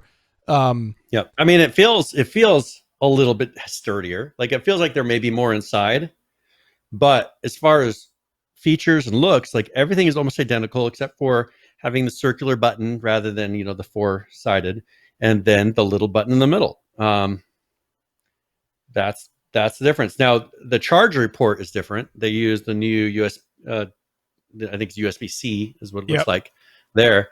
Going in, it's the Xbox Series X, Series S, Xbox One, whatever, or Xbox One. It's that interface. Why? The UI is not any different. It's the exact same interface as the old Xbox. You go in. Now, I didn't even have to re-download any games. I plugged in the hard drive from the old Xbox, plugged it in this one. It didn't have to re-download anything. The executables are identical. Now, other than hardware, what is the difference between the old Xbox and the new Xbox? Nothing. From what you've just described. No, it doesn't sound like it. It's the exact same UI. Yeah. It's a little bit faster. Then that's exactly what I felt like. Now, the one that I replaced was the original Xbox One, not the S or the X. It was the original. It's faster than that, but it's really not that much faster than my Xbox One X. I mean, it's a little bit faster, but not that much. It's just kind of frustrating, and maybe it's because I'm not seeing RTX, maybe because these games aren't optimized for the new Xbox. I just don't see that much of a difference. Speaking of subdivisions, it's talking about the Microsoft made a PC wireless dongle for the Xbox One controller. Yes. Look at the size of this damn thing. This is larger than any USB. I've got 10 terabyte flash drives that are smaller than this. It's just a little stupid you crack the case open, it only goes to like right here. It's just a big plastic thing. It's stupid. Yeah. He says that they have a new one that they put out. Yeah, they do. It looks like a regular. It looks like the one that would come from a mouse, like a regular little tiny one. So that's crazy to me. But Brian, doesn't this fall exactly into what you were talking about? That the console really is going to not matter. The console doesn't matter. The console it's not about is the console. going away. The concept of console is rolling out. They're rolling it into a service, and that's where I think this is why they're focusing so hard on just going with the Game Pass and all of this, getting people on subscriptions. What did Microsoft do with Windows?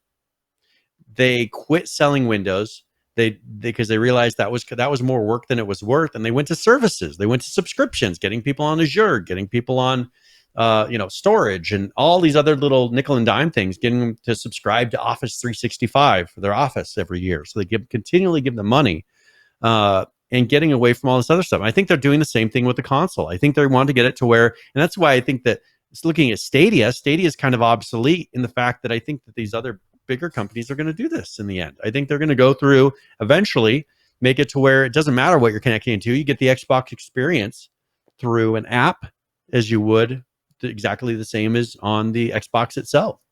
Yep. I think that your synopsis of the whole situation, Brian, is gonna pan out. And the fact that new Xbox that is the last one came out in 2013, that the new Xbox has the exact, and obviously the Xbox One interface has morphed from what it originally was. It's like putting in more memory, an SSD hard drive. It's like putting in, a better video card, and that's all it is. And put it with RTX in it. That's what the new Xbox is. It's not a groundbreaking new piece of equipment. It's just an upgraded computer.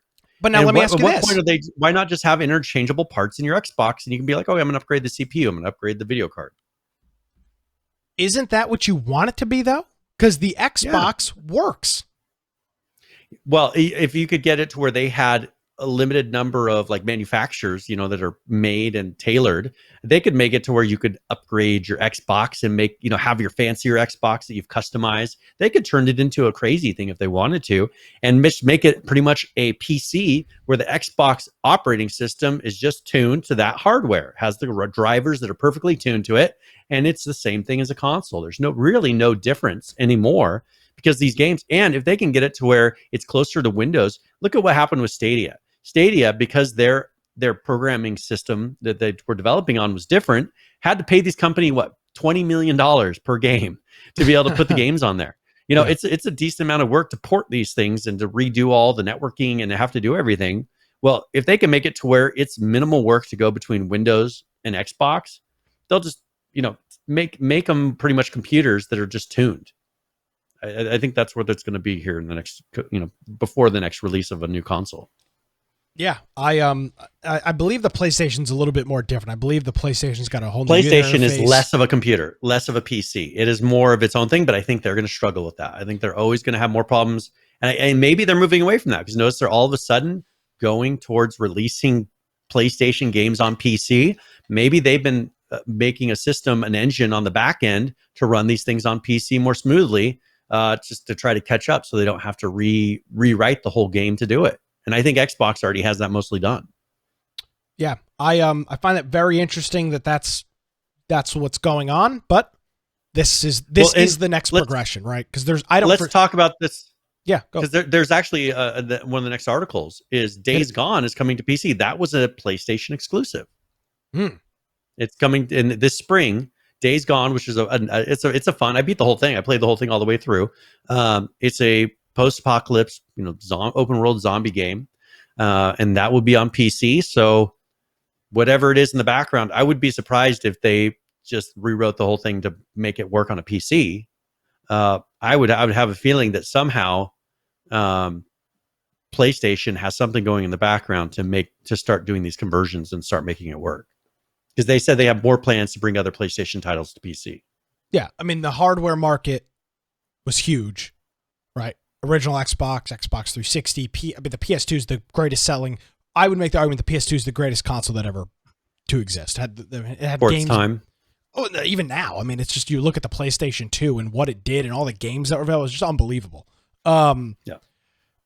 There was a different time, but now it just there seems to be there's less and less reason to have a console, and now it appears with Microsoft buying all of these companies, right? This has been a long progression. They didn't just snap their fingers.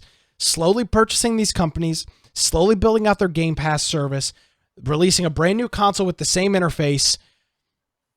It lines up exactly what I think everybody knows, which is it's funny because the Xbox and PlayStation will eventually become what Stadia wants to be, is essentially a Raspberry Pi that hooks up to your TV. Because there'll be no reason to have hardware like that in your house at some point. And that's something they're starting to test recently. And there's I have the ability to remote play on a tablet or phone using the Xbox app. I can remote play my games. I just click here. I want to remote play on this device. Does it take over the screen? In. Yeah. No, what if you had your TV on? Would it show anything or no? Well, I'd have to go there and click enable to find out. But gotcha. But yeah, I don't know. I haven't tried it yet. But I don't know if it's playing and they're seeing me play. I'll try it tonight. I'll when I'm sitting in bed, I'll try pulling it up and just see on the tablet what it looks like, because is Stadia relevant anymore at that point? No, well, Stadia was never relevant, so that's a bad question. But I'm saying Xbox has already been doing it. They've got it, and it's going to be included as a free thing for hundreds of games. If you pay for the Ultimate Pass, you already got it. You have it. Why would you need Stadia? Why would you buy the hardware? You can do it on your phone. Wasn't that what Stadia promised in the first place anyways? You could play a game on your phone? Yes. Well, why did they need to buy $100-something piece of equipment? And why did you need to pay all this licensing? Yeah, $100 million for games. Yeah, it's incredibly stupid. Well, that appears to be obvious. Well, let me ask you this real quick before we move on. Do you regret buying the Xbox? No, because I wanted to. For other reasons. That one's going to go out so the kids can play it on the front TV. And that way, I was playing on the slow one, and so it's kind of nice to have one that loads faster. But it's just it's the equivalent of between the Xbox One and the Xbox One X. That's the speed difference, most likely. What should that be? Do they need to have major console releases? Why not just put, here's the Xbox 2019, here's the Xbox 2022? Why not just have gradual updates where you can get each year they put out a slightly enhanced, and by the 10 years down the road, you'll have one that's probably more advanced than the Xbox that they would have sold in 10 years. Maybe they should call them service packs. Yeah, they just have an Xbox upgrade. SP1, Xbox SP2. Well, what did they do with Microsoft Windows? They said they're no longer doing versions, and it's just going to be rolling updates. How soon do we get to where the Xbox isn't necessarily you're getting the Xbox Series X and the Xbox One X? And why not have the Xbox 2019 X version? Yeah, that seems. I'm still looking for my XP Service Pack 3 ISO if anybody's got one. Yeah, no, you're absolutely right. I do have 3 guitars. What are you talking about? I got another one right there. Whatever it is, it's hard to point when you're looking at the camera. He's saying my purchase prevented me from buying a 3rd hanging guitar. No, I have 3 hanging guitars. I didn't get a 4th one. Thank God. So, all right. We're way off track. Show. No, this is a fun show. This is maybe the most fun, and I it's like I'm high or drunk, and I'm neither, but we're just having a really good time. So I guess we'll roll with it. Let's since it is going to be our Friday night game night again, we're going to be playing Rust on the server that our friend Judd runs, the Bushlandia server. There'll be links in our show notes and on our Discord server when that wipes. But let's watch this quick video from Shadowfrax with the Rust update, and we'll be back to discuss right after this. Greetings survivors and friends, Shadowfrax here with your latest luxury gift set of Rust development news, where today I have all the current deets on the new tunnel system and work cart. But first, please like and subscribe because it helps me a lot and it means I get to keep you up to date with all this stuff every week. Before we journey into the depths, however, a certain piece of news takes priority because one or two of you have expressed a desire to know the answer to that eternal question: when console? Well, earlier this week, many people who'd previously signed up to the Double 11 mailing list, Double 11 being the company taking care of the console version, received an email regarding sign-ups for a limited beta which will be taking place soon in North America and Europe. This is all about stress testing the console version, and more players will be added as time goes on. There's no date yet for it to start, but those who get chosen will be contacted later. Also, it's not too late to put yourself on the mailing list either, and I'll stick all the links you need in the description. Just make sure that if you do get an email that it has actually come from double11.com, not that anyone would try to trick you on the trusted platform that is the internet. Right, this week saw the work cart and tunnel system finally emerge, albeit on a separate work cart beta branch on staging, and later today hopefully it will be merged into the main staging branch for all to test and break on any decent sized staging server. But it's also on track to be released on the main game with the forced wipe on March the 4th. So this is how it works. As well as the usual roads, trails and cave systems, Rust will now have a separate underground train tunnel network far below the surface, linking all of the major monuments and perhaps some of the not so major ones. But lest you think travelling around via this will be a piece of cake, listen on. You'll now find Fret Rancid Lin buildings stationed at various points around the map, which will grant you entry to the great underground empire. You can either take the stairs, which may give you flashbacks to the Shinra building, or use the central lift shaft, which is a damn sight quicker. A small, stealthy note on the stairwells is that there are a couple of dark corners to lurk in, an extremely sneaky cubby hole under the stairs at the very bottom, and a vent shaft at the top that will allow you to take the tradesman's entrance if you need to. At the bottom of this first shaft is a section of pedestrian tunnels, but be warned, you're certainly not the only pedestrian here. From here on, you'll bump into these chaps, called tunnel dwellers, whatever their story is, and yes, there's that jumpsuit I showed you last week, as well as gas masks, which incidentally can both be spawned by admins from the attire menu, but I believe these were specifically made for these chaps, and there are no plans to sell them as special items on the store like the spacesuit was. Sorry about that. You'll then find another smaller lift shaft and finally emerge into the train tunnels, where you'll be able to move around the entire island in relative peace. You'll also find loot in many places down here, and you'll be relieved to know there's no radiation. Whilst underground, pressing the map key will bring up a new version of the map showing the entire network and where each station is. You'll also be able to print this map out separately at some point with the console command world.render tunnels. Now, you could use your pins to get around. Nobody will mind, but the quickest, most stylish way is to find one of the new Zerg transportation systems, or work carts,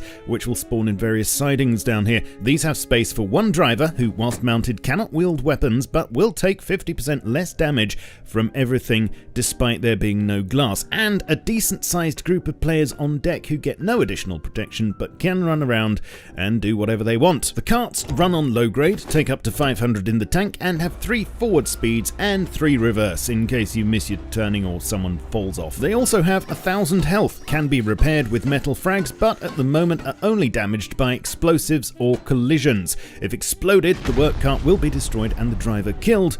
Boo-hoo. But if it gets damaged to 0 health by colliding with things, it will just become a non-functional husk and can be repaired from this state. Talking of which, there are some sections of track where you'll find more tunnel dwellers who will keep respawning, plus they've put up barricades on the tracks that you'll need to ram or push through at a cost to your vehicle. You can also ram other work carts and push idle ones in front of you, and when a collision is imminent, an alarm will sound in the cockpit. There are a lot of doors down here, but only a couple open. Everything is signposted clearly though, so you should be able to see easily which exits lead to which monuments. Of course, we have a week to go with testing and tweaking, and even after that, everything I've mentioned will be subject to change. But let me know what you think in the comments, please, whether you're railing against this change or you think it adds extra depth. Oh, and also, technically, you can bring a horse all the way down here if it doesn't get stuck on a doorway, although I'm sure the team will patch this out eventually, as it's way too much fun. In other news, on staging, slot machines are now at the bandit camp. You'll find 3 of them in the Wheel of Misfortune room.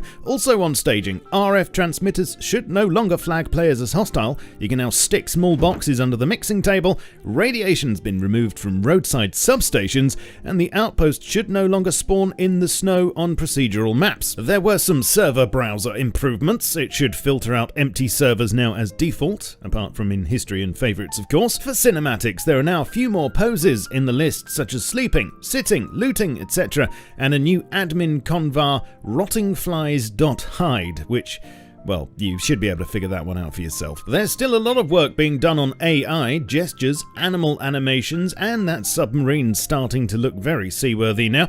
But in sad news, Slyant is no more. The RF pager has now been fixed. We will now observe a 1-second Slyance for Slyant. Yes, but OR and XOR switches still say electrical instead of electrical. You know what? I'm gonna elect you as president of spelling. Please let me know what you thought of this week's update news down below. Leave me a like and sub to the channel. Follow me over on Twitch for regular streams, Twitter, Facebook, Discord, and my Steam group to stay up to date with my content. Support me on Patreon and buy yourself some Subject to Change merch on my Teespring store. Links below. I shall catch you all soon, but in the meantime, keep calm and stay rusty. Cheerio. All right. Thanks to our friend Mr. Shadowfrax for bringing us the update this week. Lots of cool stuff with that underground tunnel system. I believe Judd was referring to the tunnel system, says currently lots of issues with this. Does seem to be, obviously it is a new feature on the test server, so something to keep an eye out for. But lots of cool stuff going on with Rust, as always. And by the way, we are playing it again Friday night, so join us. Very good. All right, let's talk about Valheim really quick. They did do some updates this week. Have you played anymore? No, because I haven't been on my computer. Okay. I've just not been able to get to my computer all week. So, but I am looking forward to doing it. We have that server going if anyone is interested in playing it. But there was just a lot of fixes here. First of all, so due to changes in the character save data, once a character has been loaded and saved in this new version, you can no longer load them in an old one because they've changed the structure or something. Okay. But they did fix, there was like a dupe bugs, just a lot of bugs, player ragdoll bugs, things that you would expect to have on a new game that are happening. So one thing also, Vulkan support in the Windows builds has been added. You can get network stats by pressing F2, and they've updated those. So there's not really, being that most people haven't played this, there's not anything that's really like content related here. Just a lot of fixes, disconnect fixes between these 3 different versions. And so if you're interested in that, you can check out, we'll have a link to the show notes. But most of this is just little bug fixes, crash fixes, things like that. One thing that they are doing a few things like making it so some of the animation things are a little bit smoother. They did add some server options, like added public 1/0 flag to dedicated servers again. That allows players to host local LAN servers, LAN only. So if you do that, you can run a local one. But yeah, nothing too crazy. All right. By the way, I will say this. Actually, there's an update for it. So No Man's Sky. I said last week I had a couple days off next week, which is this week, and I do. I'm going to give No Man's Sky a try. Are you going to play with people, or are you going to play by yourself? I thought it was only single player. No, they have multiplayer now. Oh, so I watched an interview where the guy said it would be multiplayer, and then it turned out not to be, so I was confused. Well, okay. Originally, their multiplayer was people going to the same spot, looking around, and be like, "I don't see each other." It wasn't real multiplayer. So now they actually have multiplayer where you can go together and play. Let's see. We just got a sub here from our friend Big Woody Sauce. Canceled my Disney Plus, so here's my $5. Thank you, Mr. Ross. It is greatly appreciated. I had my wife do that as well. She went through, canceled her Disney Plus and all the things that you're like, okay, not support these people. Yeah. Thank you, Ross. They won't let me buy my Gina Carraro action figure anymore. I'm pissed. Well, no comment. So there is a No Man's Sky update out. It's a companion patch 3.22. Bunch of crashes on the Xbox and different versions of the game. Nothing crazy on this, just a regular update. Rare crash that could occur when viewing creatures in the discovery pane, fixed to PS5, specific GPU crash. Just a bunch of crazy things going on. So nothing earth-shattering with that. A little bit, we'll do it a little bit earlier than normal. It'll give you a little bit of tease of current players. Well, there is a note here about Apex, which obviously very popular game. Didn't think that many people would be playing it on Steam. Well, it hit its all-time player count, which again just didn't think about. 198,235, Brian. If this many people are playing on Steam, how many are playing on the Epic or the EA Origin system? I mean, and this is just on PC. And there's a million people playing this game, if not more. Yeah, a lot of people. And there's a lot of people playing on console. Exactly. You got 200,000. There's 87,000 people playing it right now. There are more, and there are more people playing. Let me get my spreadsheet pulled up here. There are more people playing Apex Legends right now than all of the games we're going to talk about. Ark, Rust, 7 Days, Battleground, and again, it's available. Most people are probably still playing it on Origin. Yep. Crazy, absolutely crazy. This one they keep putting in decent feature. It's not had a really bad patch that I've noticed. Of course, I don't play it on a regular basis, but I haven't heard reports of a really bad patch or anything crazy that's knocked them down. They're adding characters on a fairly regular basis, and keeping everything tuned, and they've added new maps. I mean, there's just a lot of stuff they've done, and it seems like it's kind of catching up now. Ross says, with Warzone hackers running unhindered, I've seen lots going back to Apex. Obviously, we saw it with PUBG. It doesn't matter how many tens of thousands, hundreds of thousands, millions of players you have. If the game is rampant with hackers, they will leave and they will find something else. And I guess there's just less hackers in Apex. Well, actually, hold on. We can tell you how many hackers there are in Apex. Let's pull up. Let's pull up this handy dandy article from. They'll tell us exactly. I'm trying to remember where you even had this under. Oh yes, here it is under Fortnite. Let's see. There are a lot. Okay, breaking. There are a lot more hackers on. There's almost double the amount of hackers on Warzone than there are on Apex Legends, according to. There you go.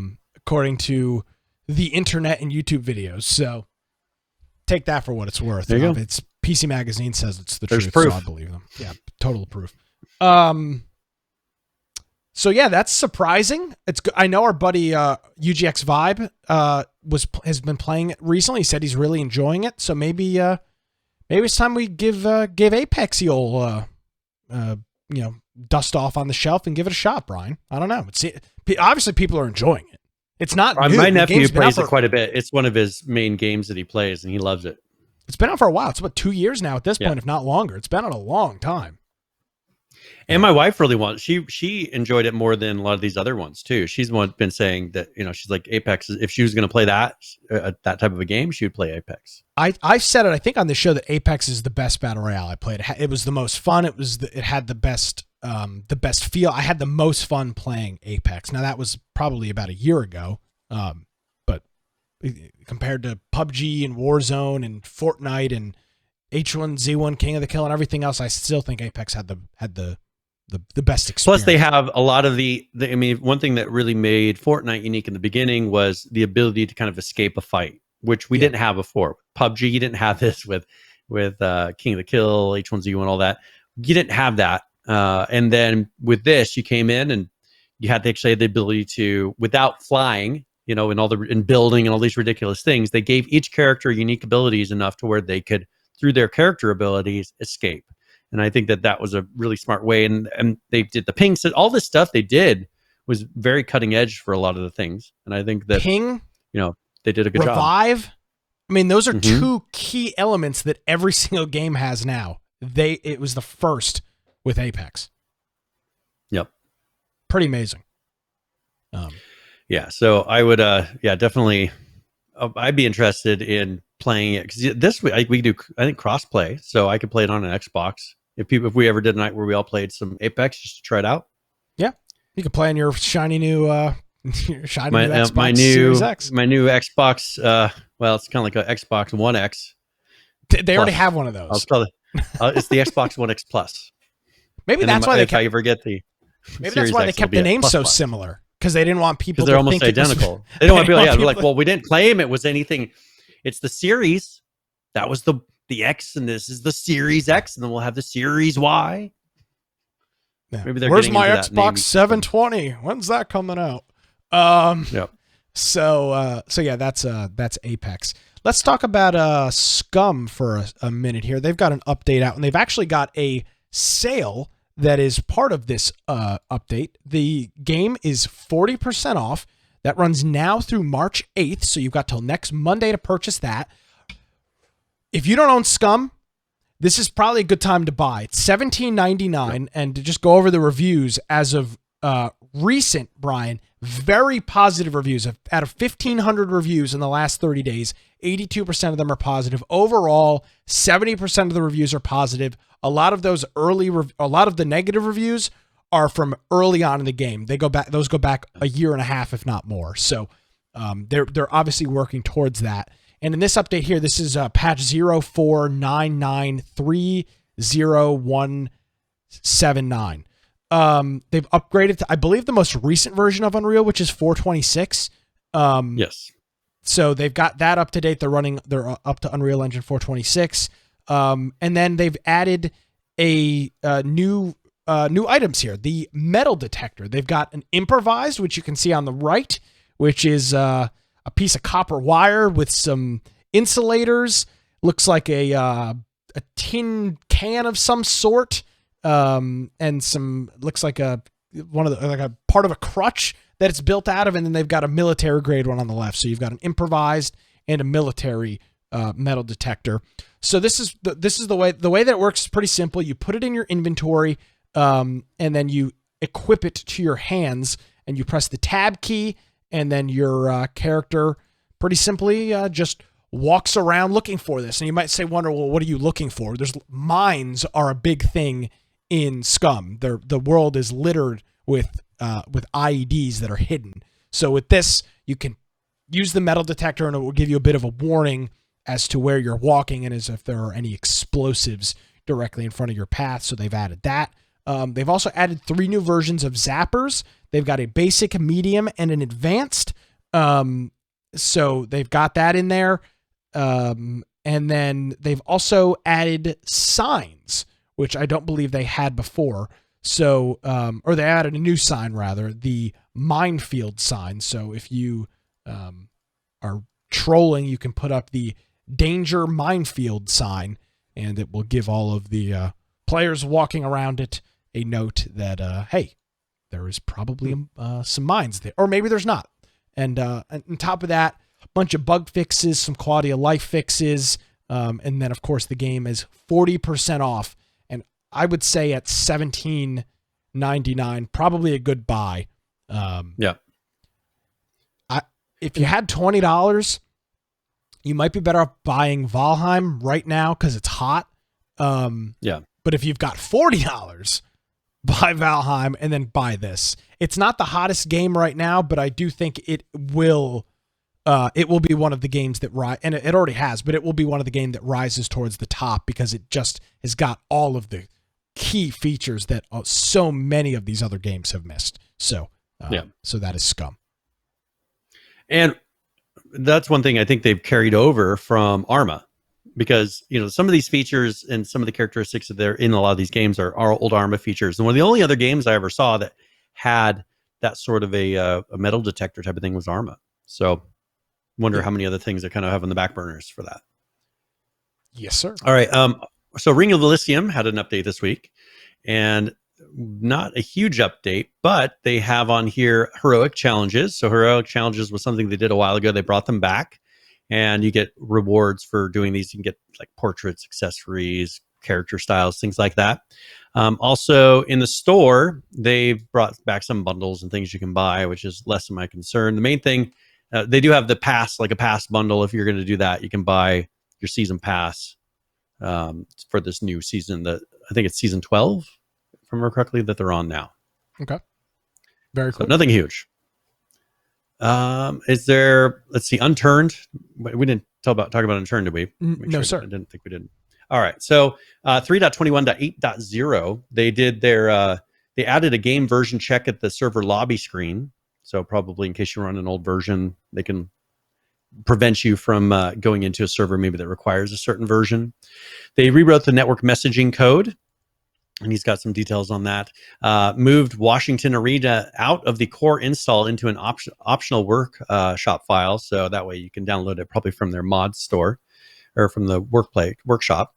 Updated Alpha Valley and Washington to use road splines, and I remember I think I mentioned what road splines were last week, maybe or the week before. Remind me again. Takes it. So with a spline in game engines, you can have, let's say you have a road piece that's a square asset. I gotta get to where the focus is working. So you have your square asset. Well, if you put it on a spline, you can take an object that is just a regular block, and then you can curve it to like a string. So it makes you can have curvy roads, you can have rope, you can have various things that would normally be a straight object, but you want them to be twisting and turning and things. That you use a spline to do that. So they must have had either very straight roads and no curves on their roads, or they put in manual pieces that they modeled that were turned rather than using a spline. So now they've converted them to splines. So are you telling me that a road with a spline is just the asset itself is just a flat piece, and then they modify it in the code to wiggle and yes, wave? so it puts the bend and smooths it out on the edge. You can make pieces, so like an intersection and things like that, you would make one pre-done. But then you would connect a straight piece into it that then is a spline that you're curving and doing, curves around corners, things like that.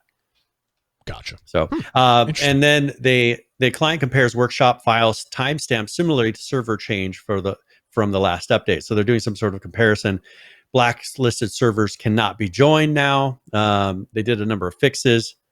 He talks a little bit about the networking code and things like that, which he always gets really detailed. We won't go into that. And then they are recompiling. I think he updated to a more recent version of Unity as well. So, all right, that is it for Unturned.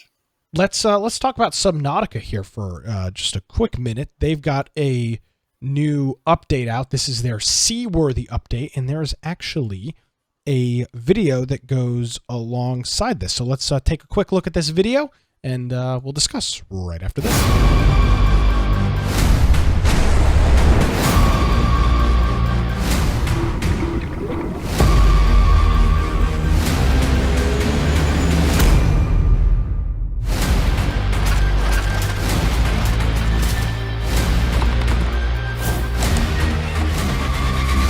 Well, we landed safely.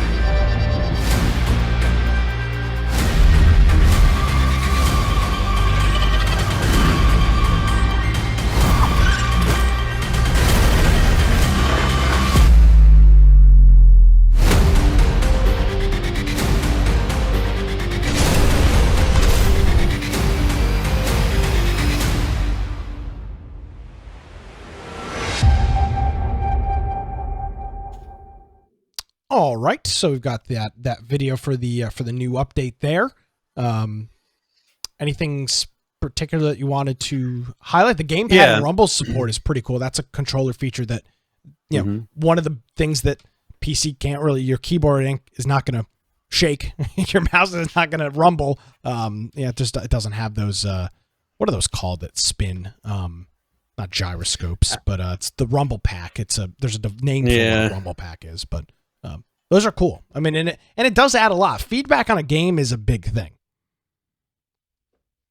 Yeah, and I'm trying to think what those are called. I mean, they're accelerators. So it's something motor. It's the something motor. I'm trying to remember what it's called. Yeah, I don't remember. I don't remember what it is. No, it's kind of like that. But hey, so what they did. So first of all, that crash ship story that's fully voiced. They got that all in there now. They did the finalized soundtrack for this, which has over 2 hours of music, over 50 tracks for the game. They went through and improved some of the prawn suit, which is what you get into when you're going around in the water, and it has like motors, kind of helps you move around the water. And then they've been doing a lot of bug fixing. So they added a new loading bar. I don't know, that's not the biggest thing. Steam Cloud. So now I think you can use their cloud to upload your save games to it. So they've implemented that. Yeah, the gamepad and rumble support. I'm not seeing, they don't say what it is either. And then the 1.0 release date. Let's see. Subnautica Zero is coming to all platforms on May 14th. And they said they'll be finalizing the release date. So that's the release date. That's what it sounds like. So they're coming out of alpha and going into 1.0.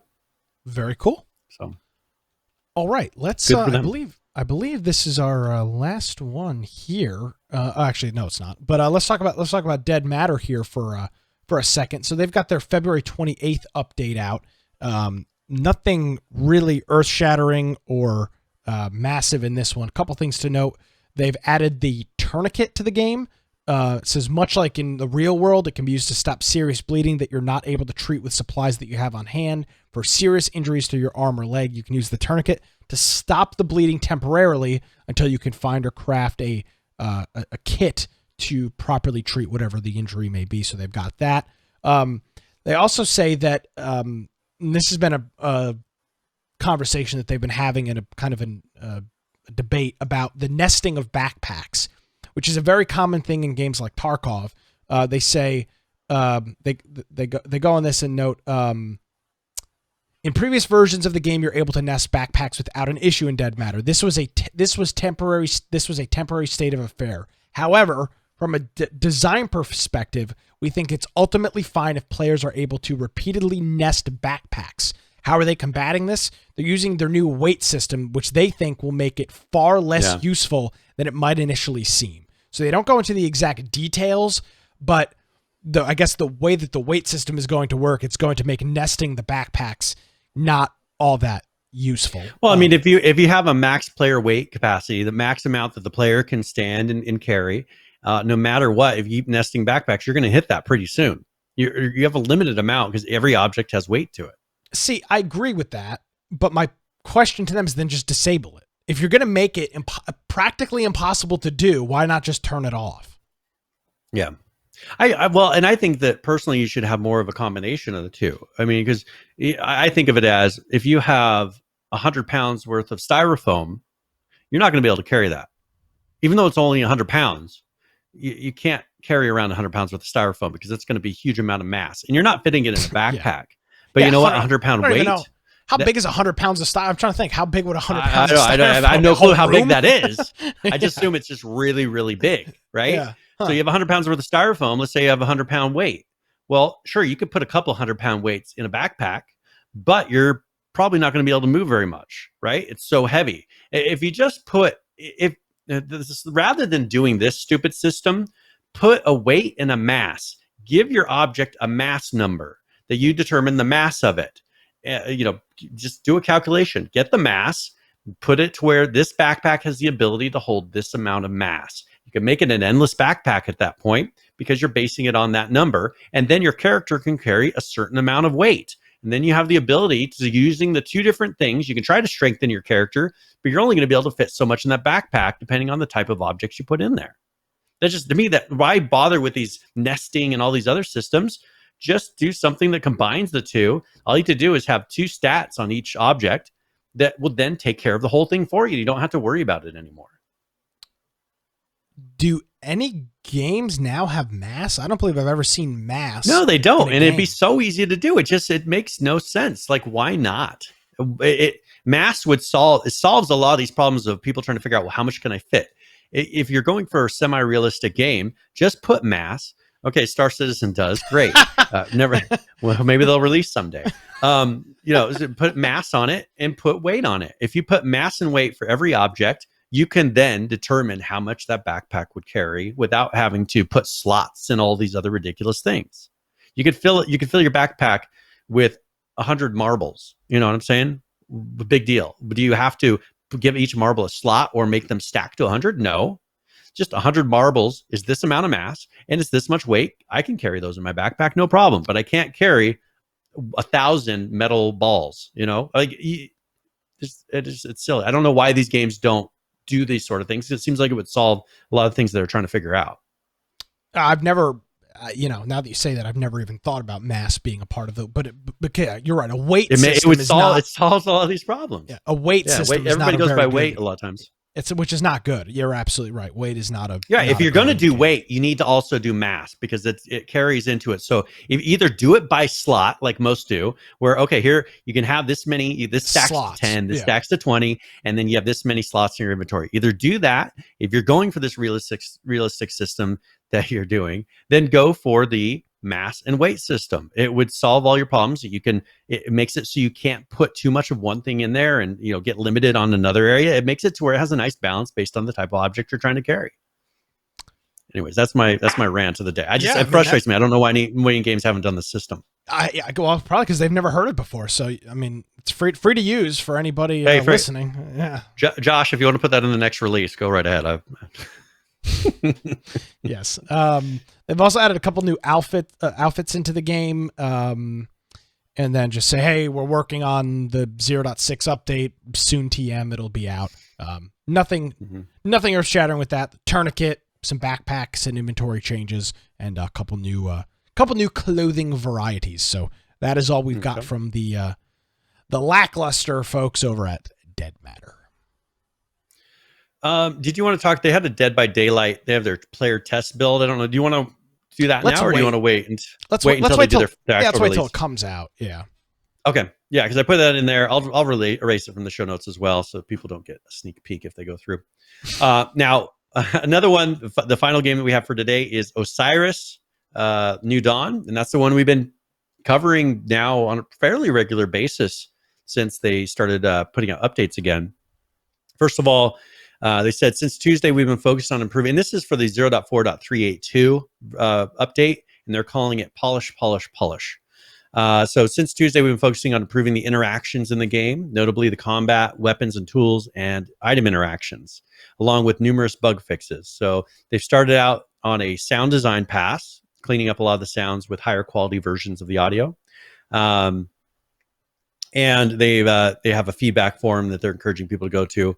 So first of all, they're phasing out the party feature and instead introducing allies into the game. And you share your base assets. Simply just run up to your friend and press F to add them as an ally, and your assets will be available to your allies offline and persist through sessions. So allies will lead the way to a more full feature set in the works, which is colonies, which is what they're working on. They've done combat improvements, multi-tool and chisel improvements. They've improved night rendering, and then they added there's a lot of ads on here, which I usually like the most compared to fixes. So like the ally system, the melee stance to melee weapons, sound fade out systems to fire, messages for the remote user when they are added, and just allies. Just a lot of things like that they've added to this. Reticles and all kinds of things. So a lot of fixes. Once again, just emphasizing that, man, they're going all out on actually developing this game and doing it right. So maybe there's a hope that this will actually be respected game again, because it was so, if you look at the ratings on Steam, at the moment, they're still mixed. So we will see if it's able to make a comeback. Yes, and they do have that user feedback form that they've got up and running, so you can go check that out. It's a very, very weird URL, bitnami.phoenixfirecloud.net port 8080 /Osiris_get_buglist.php. Oh, you gotta love it when they write it in PHP. Yeah. Perfect. So and those of programmers course, when they're like, I'm not going to use a pre-built form system. I'm going to write it PHP. And would you like to know the best part, Brian? It does not have a valid HTTPS certificate, so it is an unsecure PHP application. So there you go. Gotta love it. Yes, absolutely. All right, I think that's well, Arc. We did not cover Arc. So let's go ahead and go through Arc really quick. Sorry. Yeah. Yeah, so Arc, first of all, 323.7, they fixed a client crash caused by mousing over cryopods in remote inventories. I hadn't heard of that one. 323.10 fixed a client crash caused by mousing over certain cryopods. 323.14 fixed another client crash caused by mousing over certain cryopods. Great. Are you broken, Brian? No, there are 3 patches in a row. Same thing. All right, 323.17. Almost a little bit different. Cryopods will now remember mating interval time and count down correctly. Next patch. Cryopods UI has been adjusted to be smaller, display gender. Speech. Whoa! Well, I was scared for a second there. I figured we'd get kicked off of Twitch here. Yeah. I didn't do it. And whether a creature has been spayed or neutered. We plan to make some more changes into this in the future, where the color ID will be included on the colors, as well as more general cleanup to the UI. And then fixed an issue where the Tech Federation glove skins would cause some masking issues on the player's character's head. 323.18 improved the cryopod UI further. 324.10 added some additional logging for servers, added some additional validation against renaming dinos and structures, and fixed an exploit with explosives, then finally fixed a server crash. That brings us current. So it's safe to say that the entire 323 update for Arc was almost pretty much just cryopods. Cryopods. Okay. Mousing over cryopods in other people's inventories, in your inventory, or anyway. Now the cryopod is the breeding thing for the dinosaurs, right? That's like what you. What you can do is you can freeze them. So if you want to take a dinosaur to another map, you put it in a cryopod. It freezes it. You can then put it in your inventory. You take it to the other map because you can only take certain things, right? Gotcha. But if you take a cryopod, then you can have a bird at the new map jump on it and fly away. Cool. All right, neat. So that's how you can bring your Quetzal across the world. All right. So with that being the case, let's take a look at some current players. Let's start off with everybody's favorite, DayZ, currently playing 15,343. The 24-hour peak, 29,222, with a 7-day peak of 34,541. Taking a look at Arc, Survival Evolved, 40,501, currently playing that. 58,843 is your 24-hour peak, with a 7-day peak of 77,154.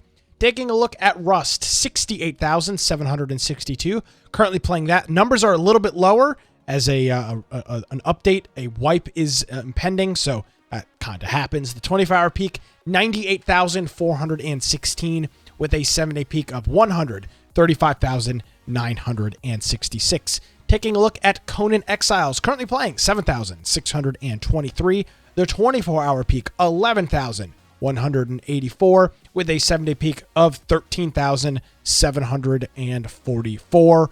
Finally, wrapping us up, Atlas, 1,643, currently playing that.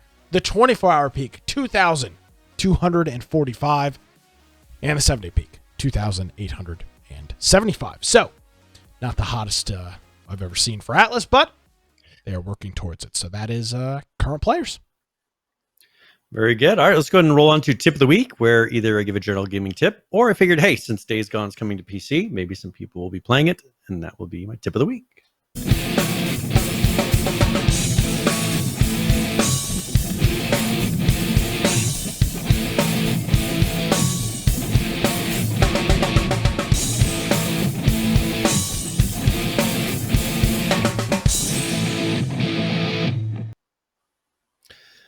All right, so if you're going to be playing when Days Gone comes to PC, hopefully these are some tips that'll help you out quite a bit. So first of all, the game has the ability to do quick saves at your bike. So if you're going to be entering a building that might be filled with freakers, that's what they call the zombies there, do a quick save at the bike before you go in, because there's a lot of crouching and stealth type of mechanics in this. And that way, if you do die, you go back to where your bike is and you don't have to go to wherever you happen to have saved before.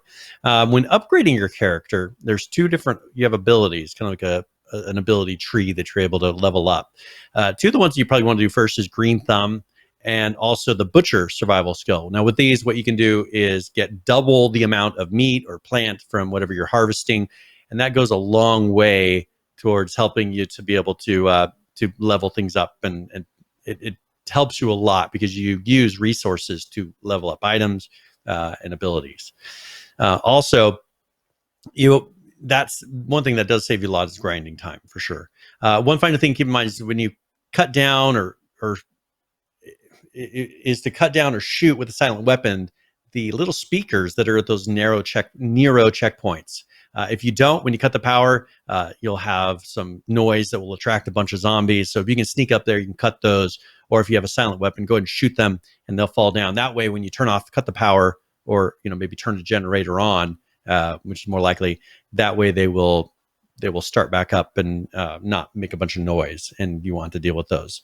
Another final trick actually is once you gathered those Nero checkpoints, what you can do is at those points you can actually do teleport between them, and they always respawn. So like, let's say you've gone and got gas at one of the places, they always respawn on a schedule back at the same place.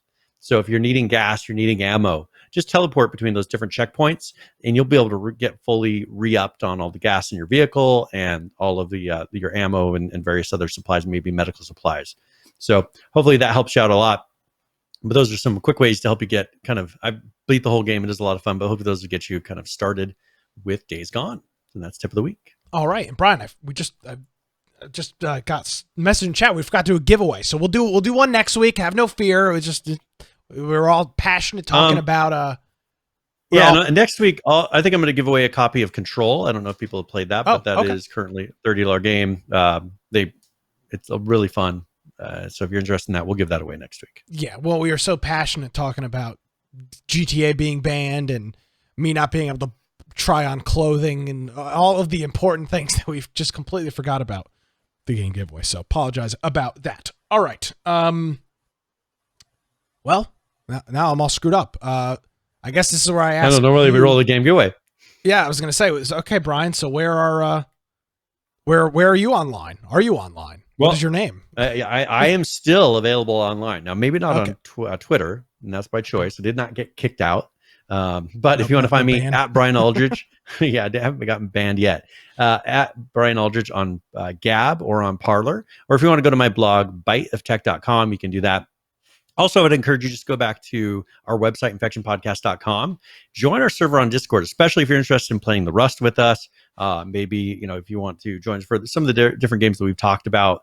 Who knows if Nick's going to play online with No Man's Sky or something like that. But jump in there, and that's a great place to submit news topics, to hang out and chat with people, to be a part of the health group, the politics group, whatever you want to do in there. We also have a Steam group if you want to get notified before the show starts. You just have your computer on with Steam open, and it will pop up a little notification reminding you we are going live. Also, if you want to watch the video live, you can do that on Twitch, on YouTube, on BitChute, or DLive. And we also have our podcast extras if you're interested in seeing any of our pre and post shows. If you want to listen to it after the fact, you can do that down the lower right of the website. We have a whole bunch of different platforms for mobile, desktop, all kinds of things if you want to listen. And if you are going to be listening or watching, you can go jump onto one of the show notes pages, and there's a video player in there, an audio player, and you can follow along. We've got links for everything that we've discussed. And there's a lot of good things in there. So if you're interested in listening after the fact, this is definitely the way to do it, because then you can see the videos that rather than just hearing them. If you want to support us, you can go to the support tab up top, or you can go to infectionpodcast.com/support, or you can type amazon.infectionpodcast.com, humble.infectionpodcast.com, or Prime Gaming, as you heard a couple times here throughout the show. Yes, and speaking of the Prime Gaming, a couple individuals I'd like to thank, including our friend Big Woody Sauce, the Raw Sauce Boss. Thank you for that, my friend. Mr. Melmo hitting us up with the resubscription, Joshua NZ, and our friend Saul Grayman. Thank you guys. Greatly appreciated. And as of now, PAX does say they are having a show. So if there is a show and we are allowed to travel without if we're allowed to travel, we'll be there bringing you the latest in video gaming. So thank you very much for that. Friday night, right? We haven't done this in a while, so this is a call to all the gamers. Friday night, all the oldies. Yeah, all the oldies. Get in here. We are playing Rust. Not just any Rust. We are playing on a custom map, custom server the Bushlandia map and server, courtesy of our friend Judd. This is his server, his map, custom, handmade, ready to go, and we're going to be playing on that Friday. Well, we'll be playing on it Thursday, Friday, and through the weekend. There will be a link in the show notes for this episode. There's also a servers channel in our Discord. The details will be posted in there as well, so check that out. Again, we're going to be playing Rust on the Bushlandia. You can get details at Bushlandia, BUSHLANDIA.com, or any of the various Discord servers. We look forward to seeing you. Maybe we can get a good group going. And hopefully our friend Judd doesn't kick us off for being mean and unruly and trolls, breaching the terms of service of his server. So, and then hitting us up with the very late subscription right before we get off the air, our friend UGX Vibe, who I believe is he's the sub leader at 37 months of a tier 1 subscription. So nice. Thank you very much, Bob. It is greatly appreciated. All right. Just in time for the giveaway. Yeah. Okay. Well, Brian, thank you as always. For sure. And I will see you Friday night for some Rust. And I will also see you next Tuesday for another episode of Infection. Very good. All right. Well, thank you for joining us, everyone. My name is Nick Craig, as it is always. You can find me on Gab. I've got a verified mark. No, nothing crazy. At Nick. You can also check out my political rantings at atnshow.com. That's atnshow.com. If you missed any portion of this show, you can get show notes, images, videos, links to the Rust server, all that fun stuff on our website. It's infectionpodcast.com. Thank you so much for joining us, everybody. Have a great week. We'll see you next time.